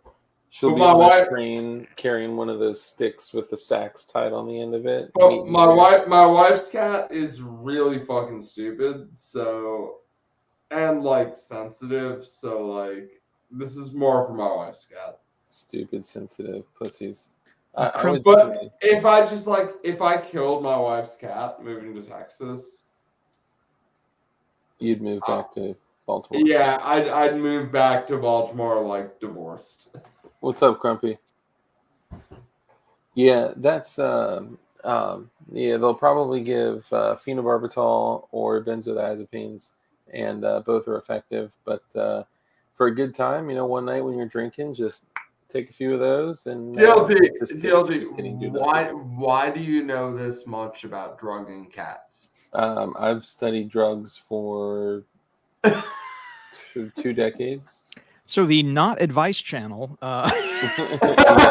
Dude, that actually is a great idea to do a not advice channel. I may take you up on that. No, we don't give advice in Minecraft. Yeah, right.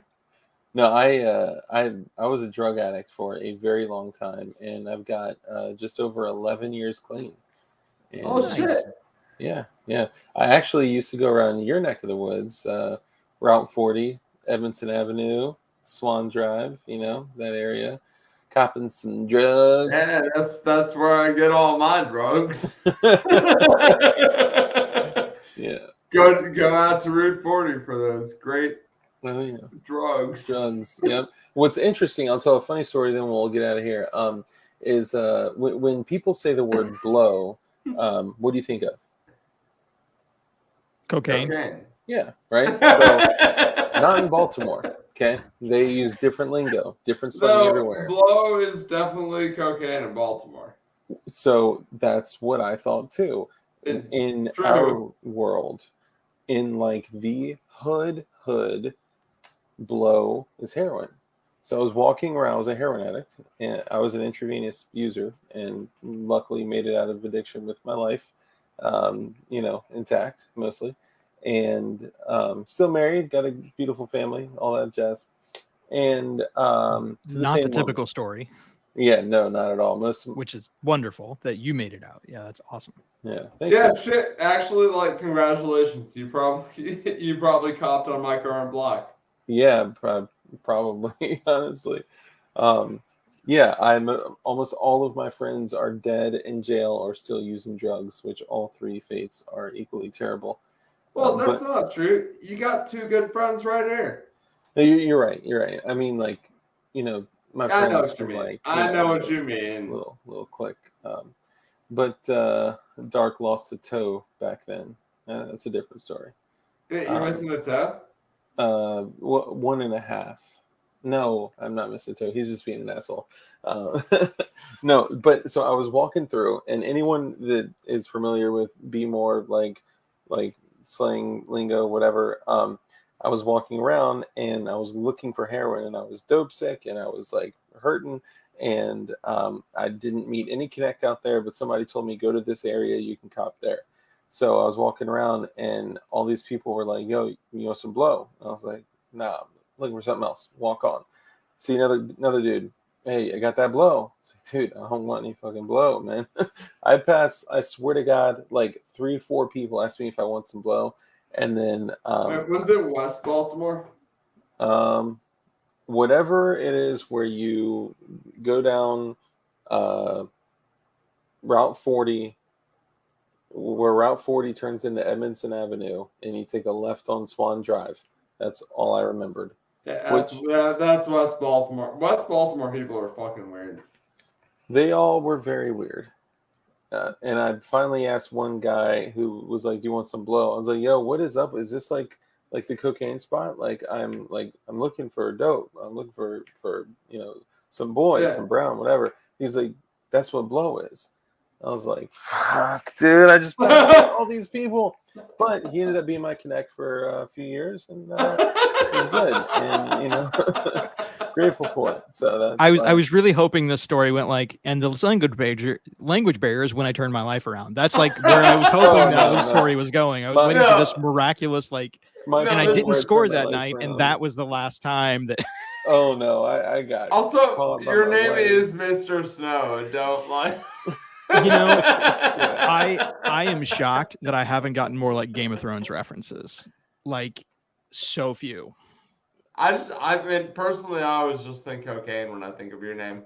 That's fair. You need to do a picture of you, Mr. Snow, in front of slouching in your suit with a pile of white filament. I actually have that picture on my phone. That's actually what I was looking for. I have yes. the Tony Montana picture with a bunch of like stacks of white filament at my Oh, big desk at my work.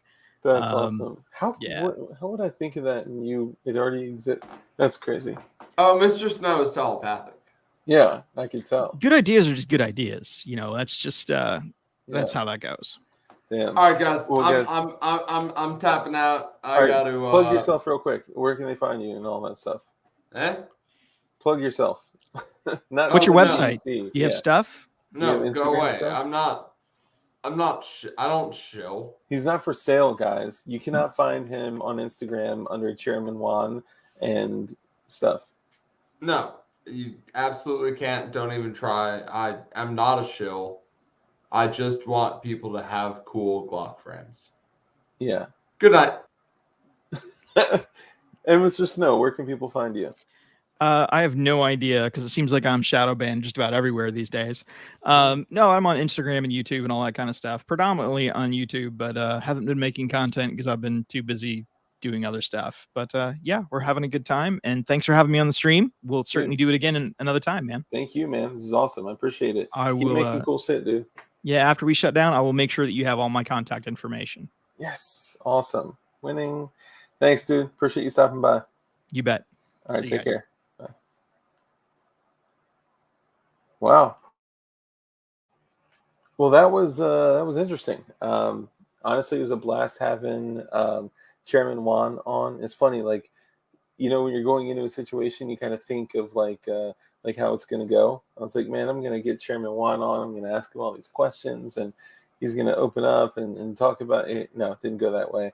And then we had Mr. Snow come on, and it just went a totally different direction. But I'm super grateful that it did because it was a blast, and glad you guys got to stick around. So thank you all for sticking around. And as you know, I end every stream with number one, be kind, always be kind. Number two, live a life of contribution, care, compassion, give to others, and also make sure that as a good person, you are becoming highly skilled in violence, and be safe and be the most dangerous motherfucker that you can at the same time. So y'all take it easy because I still got a little bit of time. Y'all may catch me on voice chat later. So I'll see y'all soon. Thanks, guys. Later. Oh, and thank you to the mods. You guys are great.